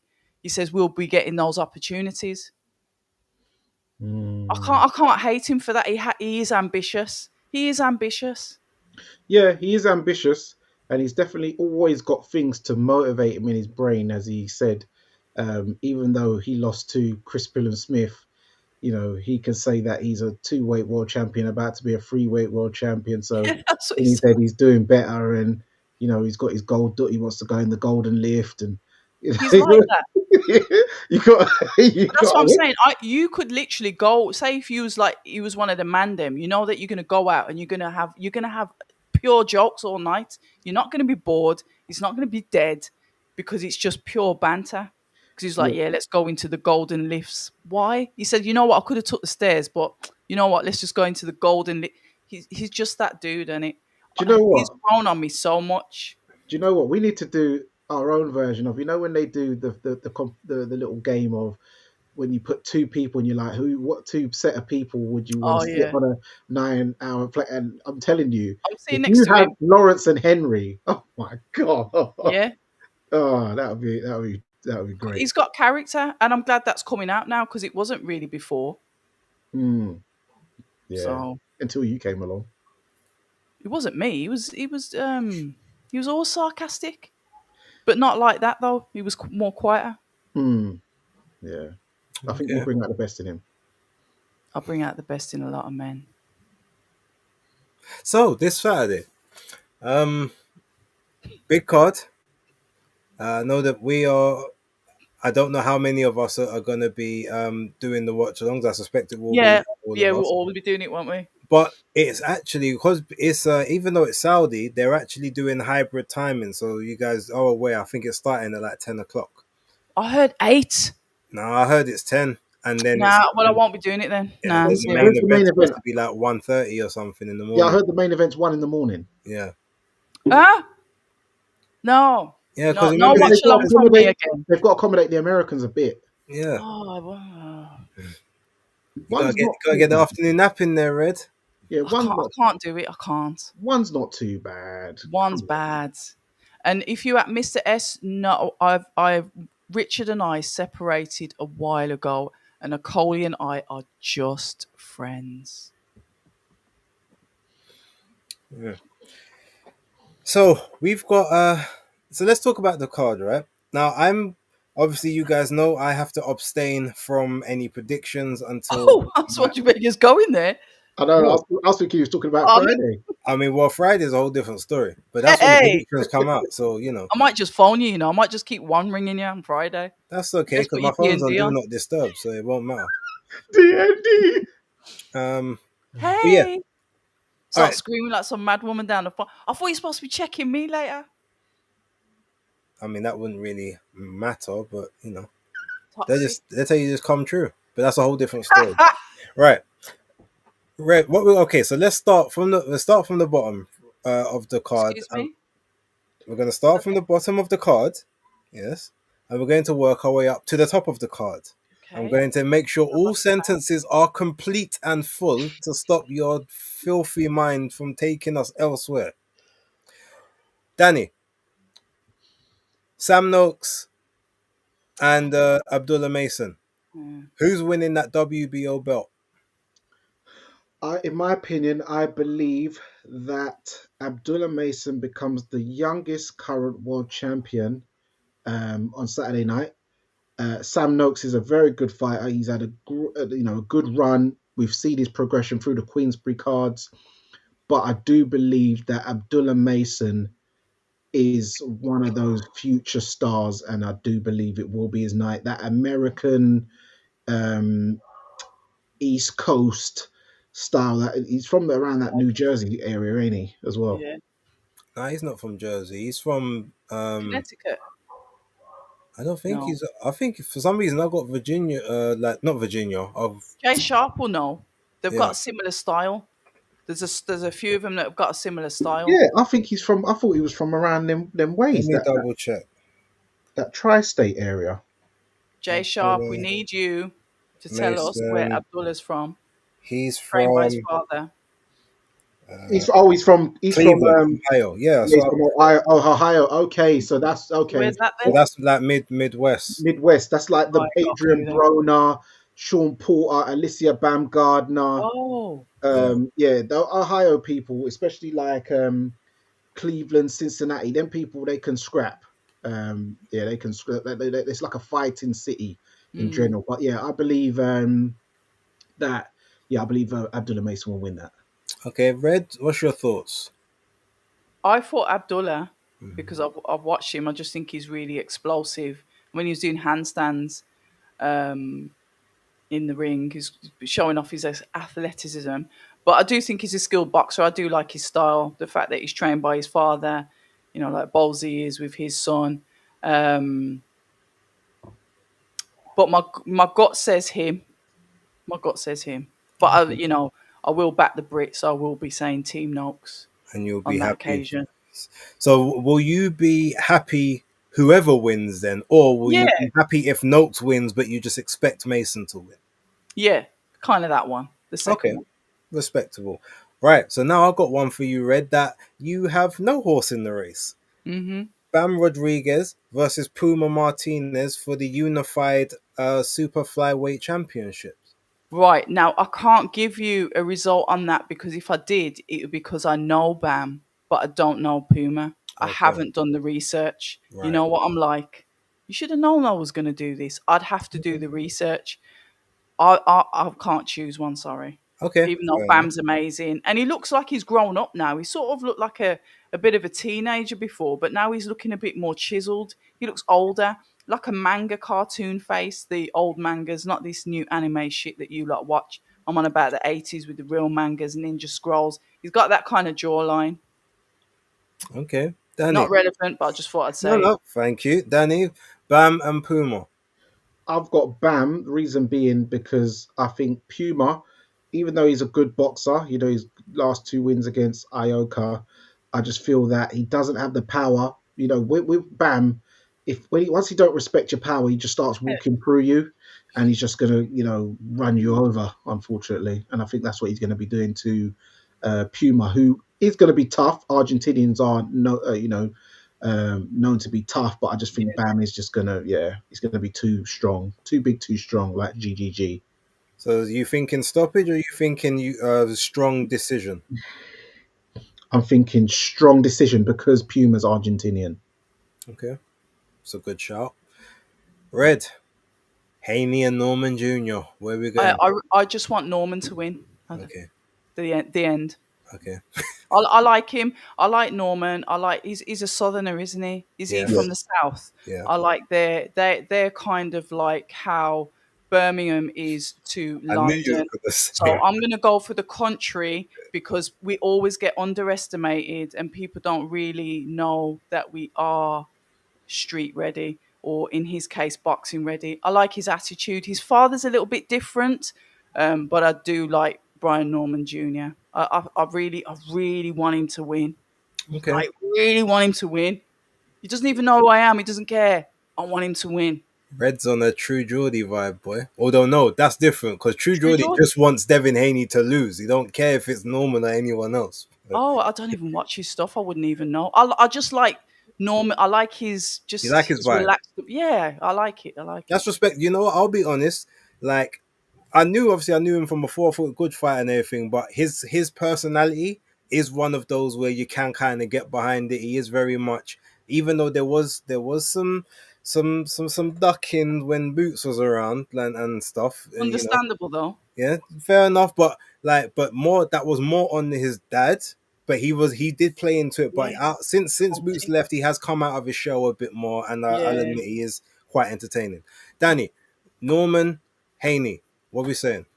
I'm going with Brian Norman, and I think he's actually going to either stop or knock Devin out.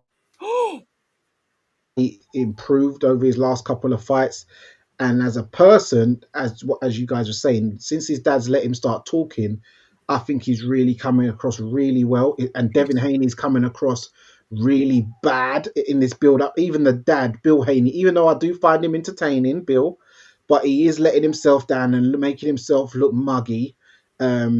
Especially when they're getting brothers to try and rush the dad and the son with the wife beater and all that. It just looked a bit muggy. And I just want the Georgian country boy to give him that Georgia beating. Like when the man got the deck chairs out down in Alabama. This is what I'm talking about. These country folk, man. Yeah, yeah, These yeah. country folk, stop playing. No, but I've always said them I like country, the green bumpers, grass. you can't play with them like Ipswich Dons. As I said, people think they're jokers, but listen, they got that. Listen, that Brian Norman, from when you're seeing some of his knockouts, you could tell, like Wilder, they've got that plantation power. It's different. It's different. Okay, all right. So main event. Danny, we're going to stick with you on this one so that you can give the analysis and then Red can sum it up in a nice little red bow at the end.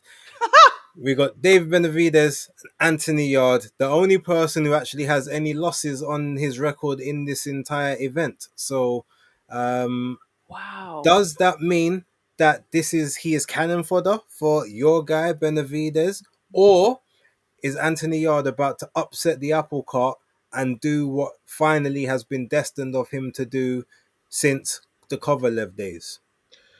Do you know what? That was a very interesting, fun fact you brought up earlier when you said about there's only 3 losses on the card. I didn't even realize that. I didn't even think of that. I saw the losses. I didn't think it was him. Didn't they do a poster about it? No, no, I didn't even see the poster. But I knew he had 3 losses. Obviously, Arthur, Kovalev, but I didn't think there was 3 losses between the whole card. It didn't even occur to me. But going to the fight, I think everyone knows who I'm picking. My nephew David Benavidez, monster. I think he's going to stop Anthony. I think he's going to stop Anthony Yard late between rounds 9 and 11, maybe between 9 and 12. But I think 9 and 11. I think Anthony will put up a valiant effort. But some of the things, the whole build-up, the way he is talking is quite alarming. The way he is reduced himself to, let's just have a shootout, as in a way as to say, I just want to go out in a blaze of glory. It's like you're saying, I can't box with you.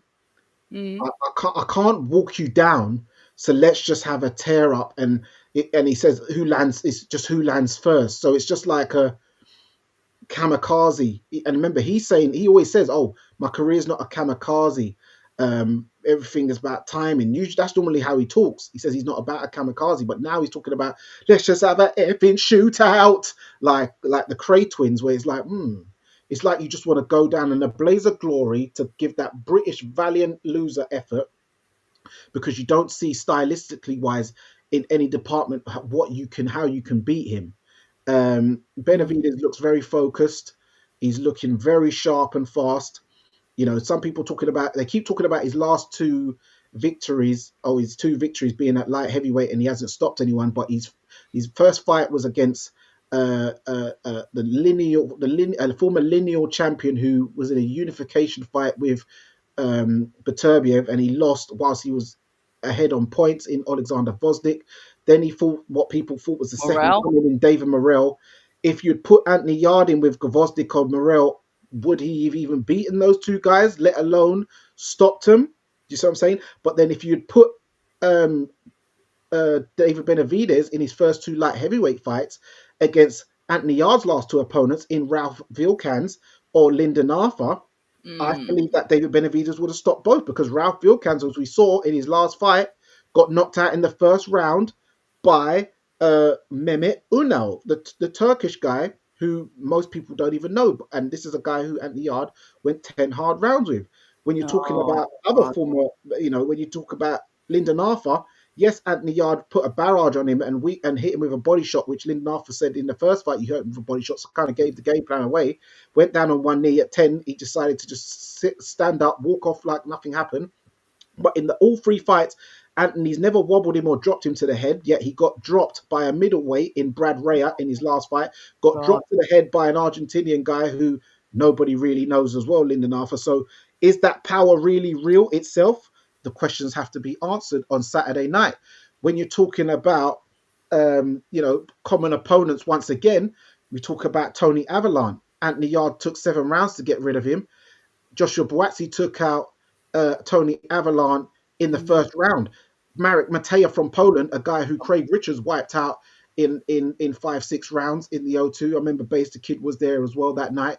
That Marek Mateja took out Tony Avalon in 6 rounds quicker than Anthony Yard also. So when you're talking about common opponents and stuff, some of these guys that he's taking quite long to get rid of, people are getting these guys out of there a lot sooner. Do you see what I'm saying? So people say that Anthony Yard's this big puncher. I haven't quite seen this power proven yet. And David Benavides is, as I keep saying to people, is a lot harder to hit than he makes out, because he's so, people look at the blistering hands and the aggressive front foot stuff. When you're actually trying to hit him, he is very elusive, does these moves. He's been working with guys like Rigondeaux to improve his defensive skills. I've been putting up some of the highlights of and stuff like that of him doing his sparring and stuff, and he's very evasive. And I just think that the accumulation of shots is going to break down Anthony Yard, who will try to maybe fight strong, but he will get broken down and worn down and stop late on, in my opinion. Red, just before I go to you, Danny, quick question with regards to that, right? So Benavides is not with Memo Heredia for this fight, which is his strength and conditioning coach. Okay. Mm-hmm. Now he only seems to bring him in for the fights that he deems to be like the big proper fights. Yeah. Also, but Memo is also very similar, has a very similar background to Victor Conte in the sense of the the old medicinal advantage surgeries, shall we say? Yeah. Has he been busted before? Yes. Oh, yes. So when we look at that, but also a lot of people have alluded to David Benavides this week. Obviously, it's weight cut week, but he's already looking extremely drawn. Eyes a bit sunken in. Yeah. He hasn't. He doesn't look the way he looked in the Morrell fight, or even the Vosdik fight, for that matter. So, is it possible that, number one, not having Memo with him is actually going to be a detriment to him and could possibly cause him adverse effects in this fight? And also, is it a case that he looks that drawn and sunken in because he stayed at 168 for so long, his body was not allowing him to take the weight off for 175? It's basically saying he has to go up to. Remember we were talking about the cruiserweight thing. It's the Mm. same with Devin Haney. He could only stick at 140 for 2 fights, and then Mm. all of a sudden the body is telling him you gotta move up again because you was at 135 for too long. We need to Mm. grow. Is that possibly happening to Benavidez now as well? With the the guy who helps him lose the weight and stuff, I don't think it will be a problem. It is a potential issue though, because as you said, he tends to only use him when he really feels like he's in with a serious threat where I need to be on my A-star game. So is he potentially overlooking that in the yard? That could happen. And if you're overlooking an opponent too much, as we've seen many a times, upsets can happen. As far as the weight loss and the face looking a bit drawn in, I think that's more to do with the fact that out of camp, you can see his body and his face. He balloons up and he's fat. It's not like he's taking off muscle. So when he's taking off a lot of fat, I think that's what will lead to him looking more sunken because he's having to lay off the empanadas and some of the milk cakes, leche cakes and stuff like that. So yeah, I think that's what it is. But he'll hydrate well. But yeah, you can see that he definitely needs to. You know, I think he enjoys home cooking a lot. So you're saying that's why he stays to PBC shows, yeah? You know I was going to get that one in there. All right, Red, take us home. Yard or Benavidez? Yard upset. Okay. Is that a tactical thing, or you just believe the energy is right? No, I'm just going to back the Brit. And I've never backed Yard before, so I feel like doing something different. I have no loyalty to anyone, only to myself. And today it's Yard. Points or stoppage? Now I think he's going to stop him. Okay. Okay. I can't see Yard going to points with someone like Benavidez. I think he's going to go for the body, and stop him that way. It's crazy, isn't it? But I'm saying it. I'm just throwing it out there. Who knows?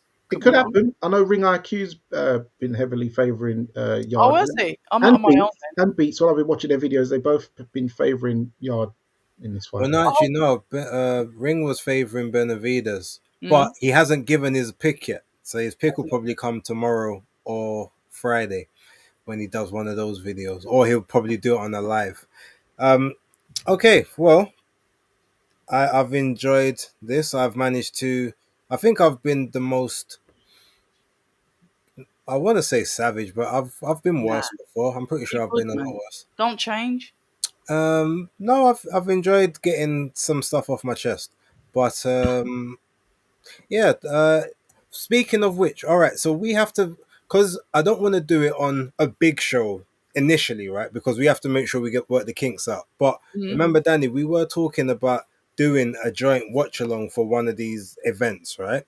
Mm-hmm. Oh, I reckon we should trial it on one of Saturday. the smaller ones just to see if we like how we can interact and get. So I was thinking, how about we do a joint watch along for the Nigeria card on Friday the 19th, and What about the possibly even the Netflix? Ghana card.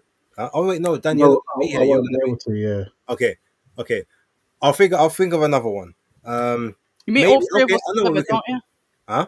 All three of us together, you mean, don't Yeah, you? as in all three of us on Yeah. this. I mean, we can do it. We'll stream it through all of our platforms the Yeah, same as way we're we do doing with now. this, Yeah. but just all of us do it. Okay, I know what we can do it. And it might be a bit easier for you, Red, is because it will be in our time zone. But let's do it on the way of the Night of the Samurai card because that's a smaller card in that sense. We can work the kinks out. It's not gonna affect anything. It's all Japanese stars, couple Brits, couple Cubans here and there. I think that will be a good one for us Is to that a try it Sunday out. one? Yeah, it's no Saturday. Saturday? What Yeah, Yeah. time is Normally it? it is Sunday, it'll but be it will be Saudi time, so it will be early, like 6 o'clock, 7 o'clock, 8 o'clock, that sort of time. Oh, okay. yeah, because they're not accommodating the Americans, so Yeah, it's going to Good. be cool. that's there should be accommodating more Japan, so you'd think they'd try and do it later on, now early Early in in the the day afternoon, to isn't Yeah. it? follow. Yeah. But it's going to be regular Saudi time, I believe. So Okay. So that's the Night of the Samurai. That's the ring card, isn't it? Yeah. Yeah, so I think that might be a good one to trial it on, or What maybe about we'll the see if AJ one? Don't you think that would be a good one to try it on as well? Because it's Netflix. Netflix. Everyone's got Netflix. It's Yeah, but proper no, but that's pay because per view. that's a nighttime one though. We can't trust you to be up, Oh, yeah. And the Miami and time. he's not, and Danny's not going to be there because he's going to be in Ghana. Oh, of course, because of Yeah, Craig. yeah. Yeah. Yeah, all right then. Never mind.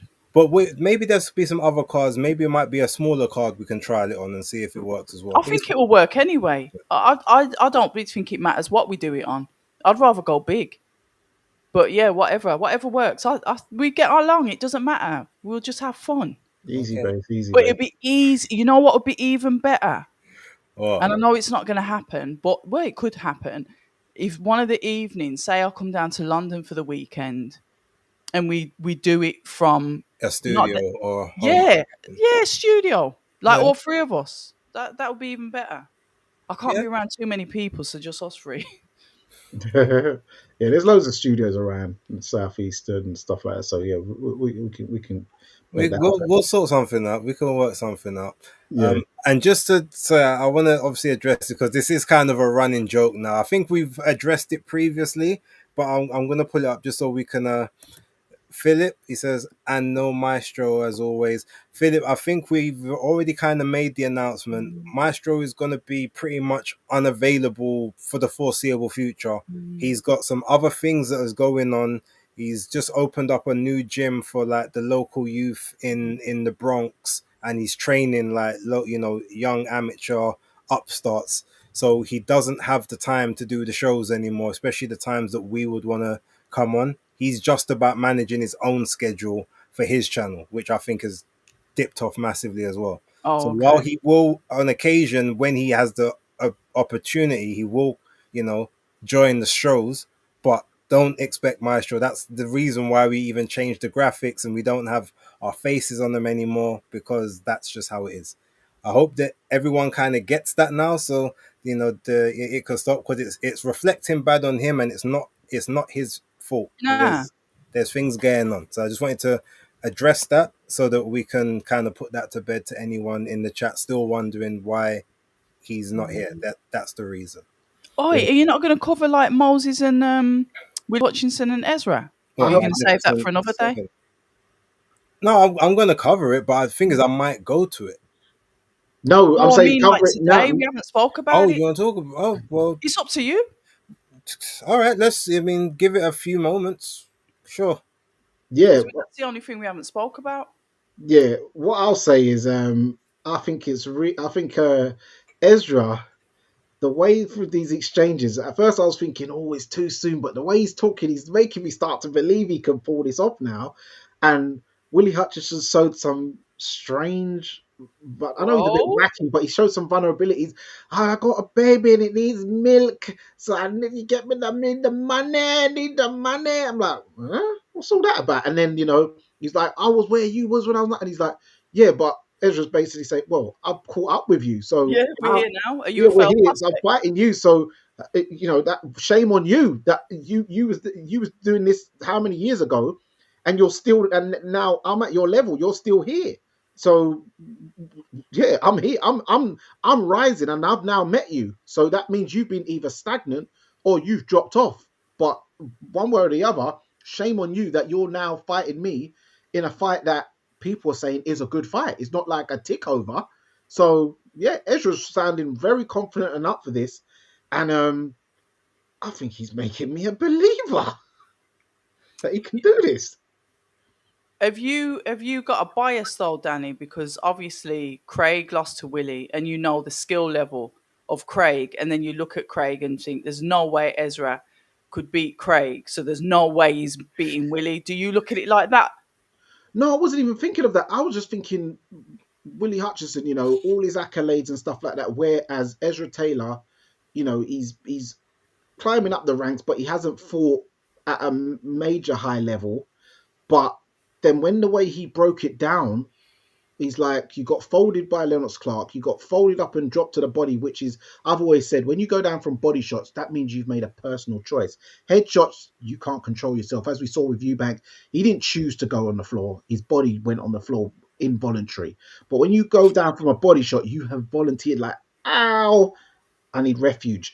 And that is a mental thing, which shows a sign of mental weakness. And Ezra is Ezra now, said that. yeah, he's getting into his head.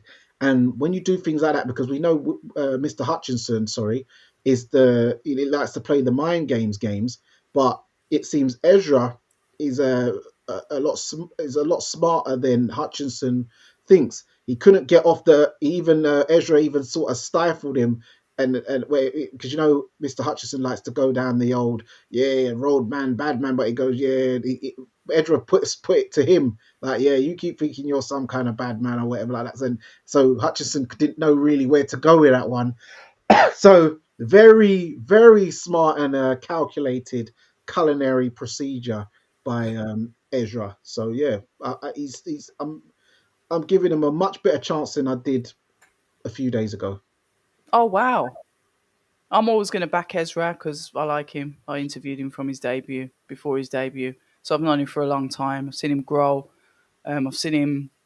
I've been to press conferences when he's been on the card, but he didn't have a seat at the table. He was sat in the audience.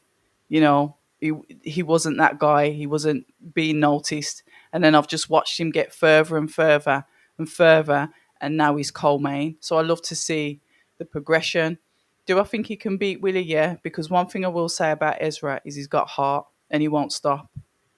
I know I'm just looking at Jam Down's comments as well. I'm not But even thinking of jammed. I'm just it's you're throwing in certain combinations of words that just oh, sorry. because talking about men beating Willie is Oh, sorry. Sorry. I'm sorry, my head should not be there, but Hutchinson. I can't do it. Yeah. But you know what? I do have faith in young Ezra, but I'm also aware how slick Hutchinson is. He's very slick and he knows his way around the ring. And I said to Ezra, if you've got no ring IQ, he's going to show it. You've got to be able to cut that ring off because he's slick and he can move around that ring with his eyes closed. So I asked him, I did say to him, do you think it's too soon? And he's like, no, it isn't. But I understand, obviously, he's further than me, whatever. This is an opportunity, blah, blah, blah. But no, I don't think it's too soon. So he's confident in himself. We'll see what happens. But one thing I will tell, Ezra's got heart. I've watched him spar. I've been in his gym, watched him spar.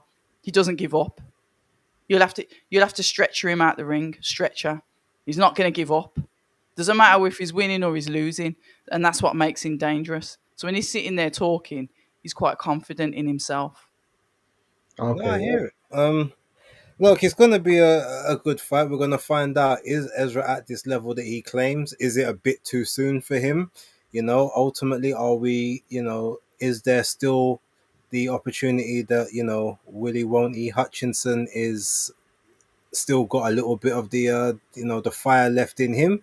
Is he just going to be the new gatekeeper of the division now? It'll be interesting to find out. Mm. So yeah, I guess we just got to wait and see sort of how that kind of plays out. Good luck to I'll say good luck to Ezra. I don't really care for Willie Won't but yeah. Other than that, good stuff. Moses taking on Jermaine Franklin, which is a fight that has been spoken about for over a year. They said apparently they tried to make it before. Franklin didn't want it, or his team didn't want it. Now, given the fact that he was obviously with Dimitri Salita, I'm not surprised that there's probably was issues going around that fight. You've seen that, Jermaine was tweeting for time about having to go through hell and back to get out of his contract and to find and to have the lawyers involved. He even, cut off the dreads to almost, to say that he's unshackled himself from the clutches of Dimitri Salita. Ultimately, how do you think that one's going to play out, Red? I mean, he's the guy that's supposed to give give Moses the rounds that he's not been able to get so far. But is it a case that he can give him the rounds? Can he possibly cause an upset, or will he get taken out the same as everyone else has so far? I think Moses is the most athletic fighter that Franklin has fought recently. Albeit AJ is muscly, athletic. Moses is fast, athletic. Is awkward. I do believe that Jermaine can give him the rounds, but Moses is very unpredictable. He's just unpredictable. I do believe that he'll win, and I do believe that this is another name on his record that he needs to obviously push him forward. Could there be an upset? Yeah, there could, but I think Frank Warren's quite clever with his matchmaking. He almost convinces you that they could potentially lose, but then they don't. Moses is just too quick. He's just athletic. He's fast. He's springy. He's in and out. And with that in and out, he carries the power. I don't know if he can stop, because I don't think Franklin has been stopped, has he? Has he ever No, been stopped? no. No, he's only So lost the 2 fights. this is what I'm saying, and it was points, and Dillian's was so close. You could have literally, like shaved it out of thin air. So yeah, maybe he could get more rounds. Maybe this could go to points. Moses has gone to points before, but I do see a competent boxing win. Whether he'll stop him or not, I don't know. Whether Jermaine will catch him or not, we'll see what happens. Moses says the idea is for my chin not to get tested. The idea is for me to hit and not get hit. That is boxing. And he said that to me. He said that's one thing. It's like, oh, everyone wants me to get punched up. I'm trying not to get hit. So we'll see what happens. And I admire that answer because it's an honest answer. So I hear it. I hear it. Yeah. Danny, what do you think? Yeah, Moses sounds very confident. The way he's talking is like he's not. I know everyone's saying that they've expected him to give him rounds, but he's like, I don't know if he'll give me rounds. He might not. Might just be 2-3 rounds. So the way he's talking is like he's expecting early showers. Jermaine Franklin, usual self. He doesn't really get too much into the talking thing. What I think of the fight, I think is a good fight, a good step up yeah, for him. Yeah, Jermaine Franklin with his movement and his knowledge of the ring might hit Moses a few times, but I don't think he has the power to trouble him in any sense. It's just how Moses deals with just getting hit really, and maybe take a few shots here and there. But yeah, I expect Moses to put on a dominant performance and a more dominating performance over him in winning on points than Anthony Joshua and Dillian White did, which will still be, impressive on paper to the general public if he's able to do a more impressive victory than those two did, a more convincing one. I know, Frank. I believe, and I can't prove this, Base and Danny, but I think that Fabio's been put into that position because it makes it easier. Because Fabio will keep that belt for a bit because he is good, despite what Lawrence says. That's for Moses.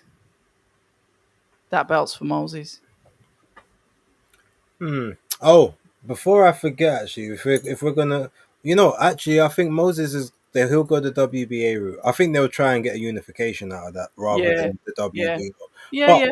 I'm with you. the reason I'm actually mentioning this because I put it out on X the other day, Okay.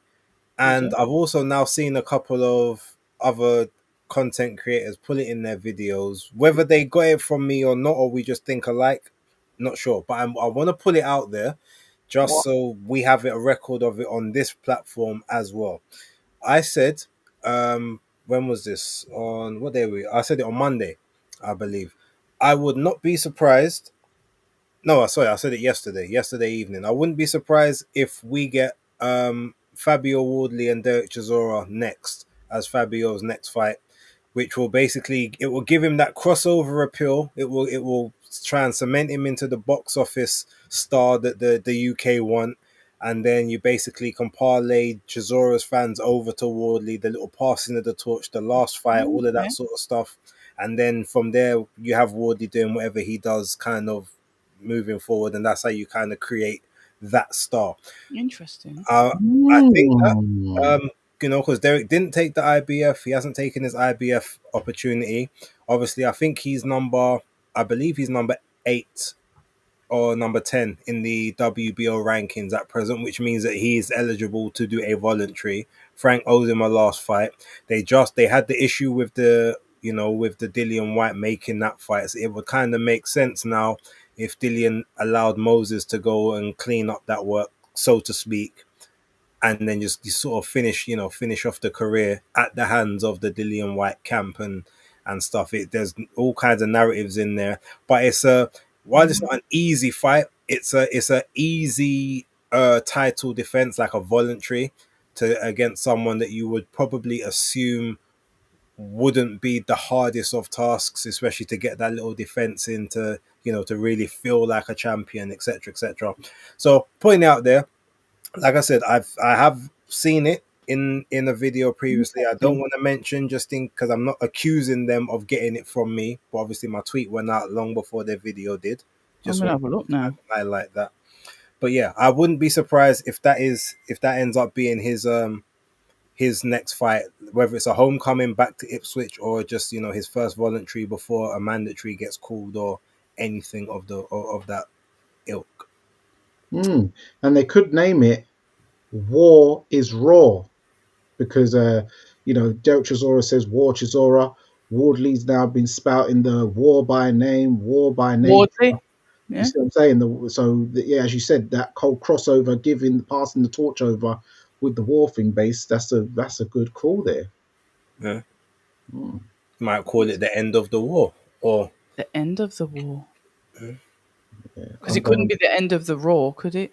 No, I'm just saying War is Raw because the play on the words because what's it?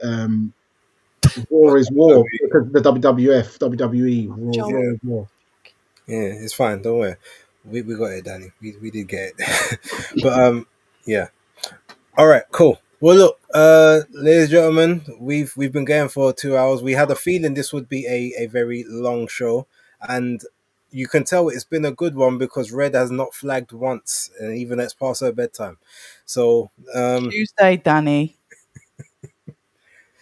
well, Wednesday. No, next Tuesday, Oh, Danny. Yeah. Yeah, he's happy with that. All right, cool. We're trying to get routine for the guys. We're trying to get routine, even though a day late's not bad. Yeah, it could have been a lot worse, but yes, thank you very much for tuning in. Don't forget to like, subscribe, and hype all the different platforms: October Red Media, Fight Fan TV Live, Base the Kid, the Hardcore Casual, the YouTubes, the X accounts, the Instagrams, the TikToks if they're available, and any other social media platforms that we frequent. I will give one quick take on Atalma versus Franklin. And my quick take is I'm not going to guarantee. I'm 90% sure Howard Foster will be the referee. And I'm 90% sure it will be the first stoppage on Jermaine Franklin's record. I don't normally give these out early. Oh, wow. But let's see I'm gonna be what looking out happens for it. there. Yeah? Are you going to go? Possibly. I would like to, Should we but get an Airbnb? it's not so much. That's not the issue. The issue is the boarding of the pup. Oh, yeah. Yeah, I can't do the 3 and 4 If we days do away go, like I used to. no, it's not 3 and 4 days. We just do it for the night. Yeah, but remember, I used to go to the press conference and then the weigh-ins from the Thursday I to hear the Sunday. that. Well, we'll do if we can. We'll just. I might do come up for the Airbnb. day. I might see what I can do. Come up for the day. We'll work something out. Airbnb, We'll work something out. We'll family talk. room. We'll talk. Danny, can you sign us out, please? I might try and go if they want to credit me, because it gets hard out here these days. But yes, until next time, guys, it's another one from Fight Talk Live. It's Danny Glover. It's Base the Kid. It's October Red. And remember, guys, persistence beats resistance. You know where it is.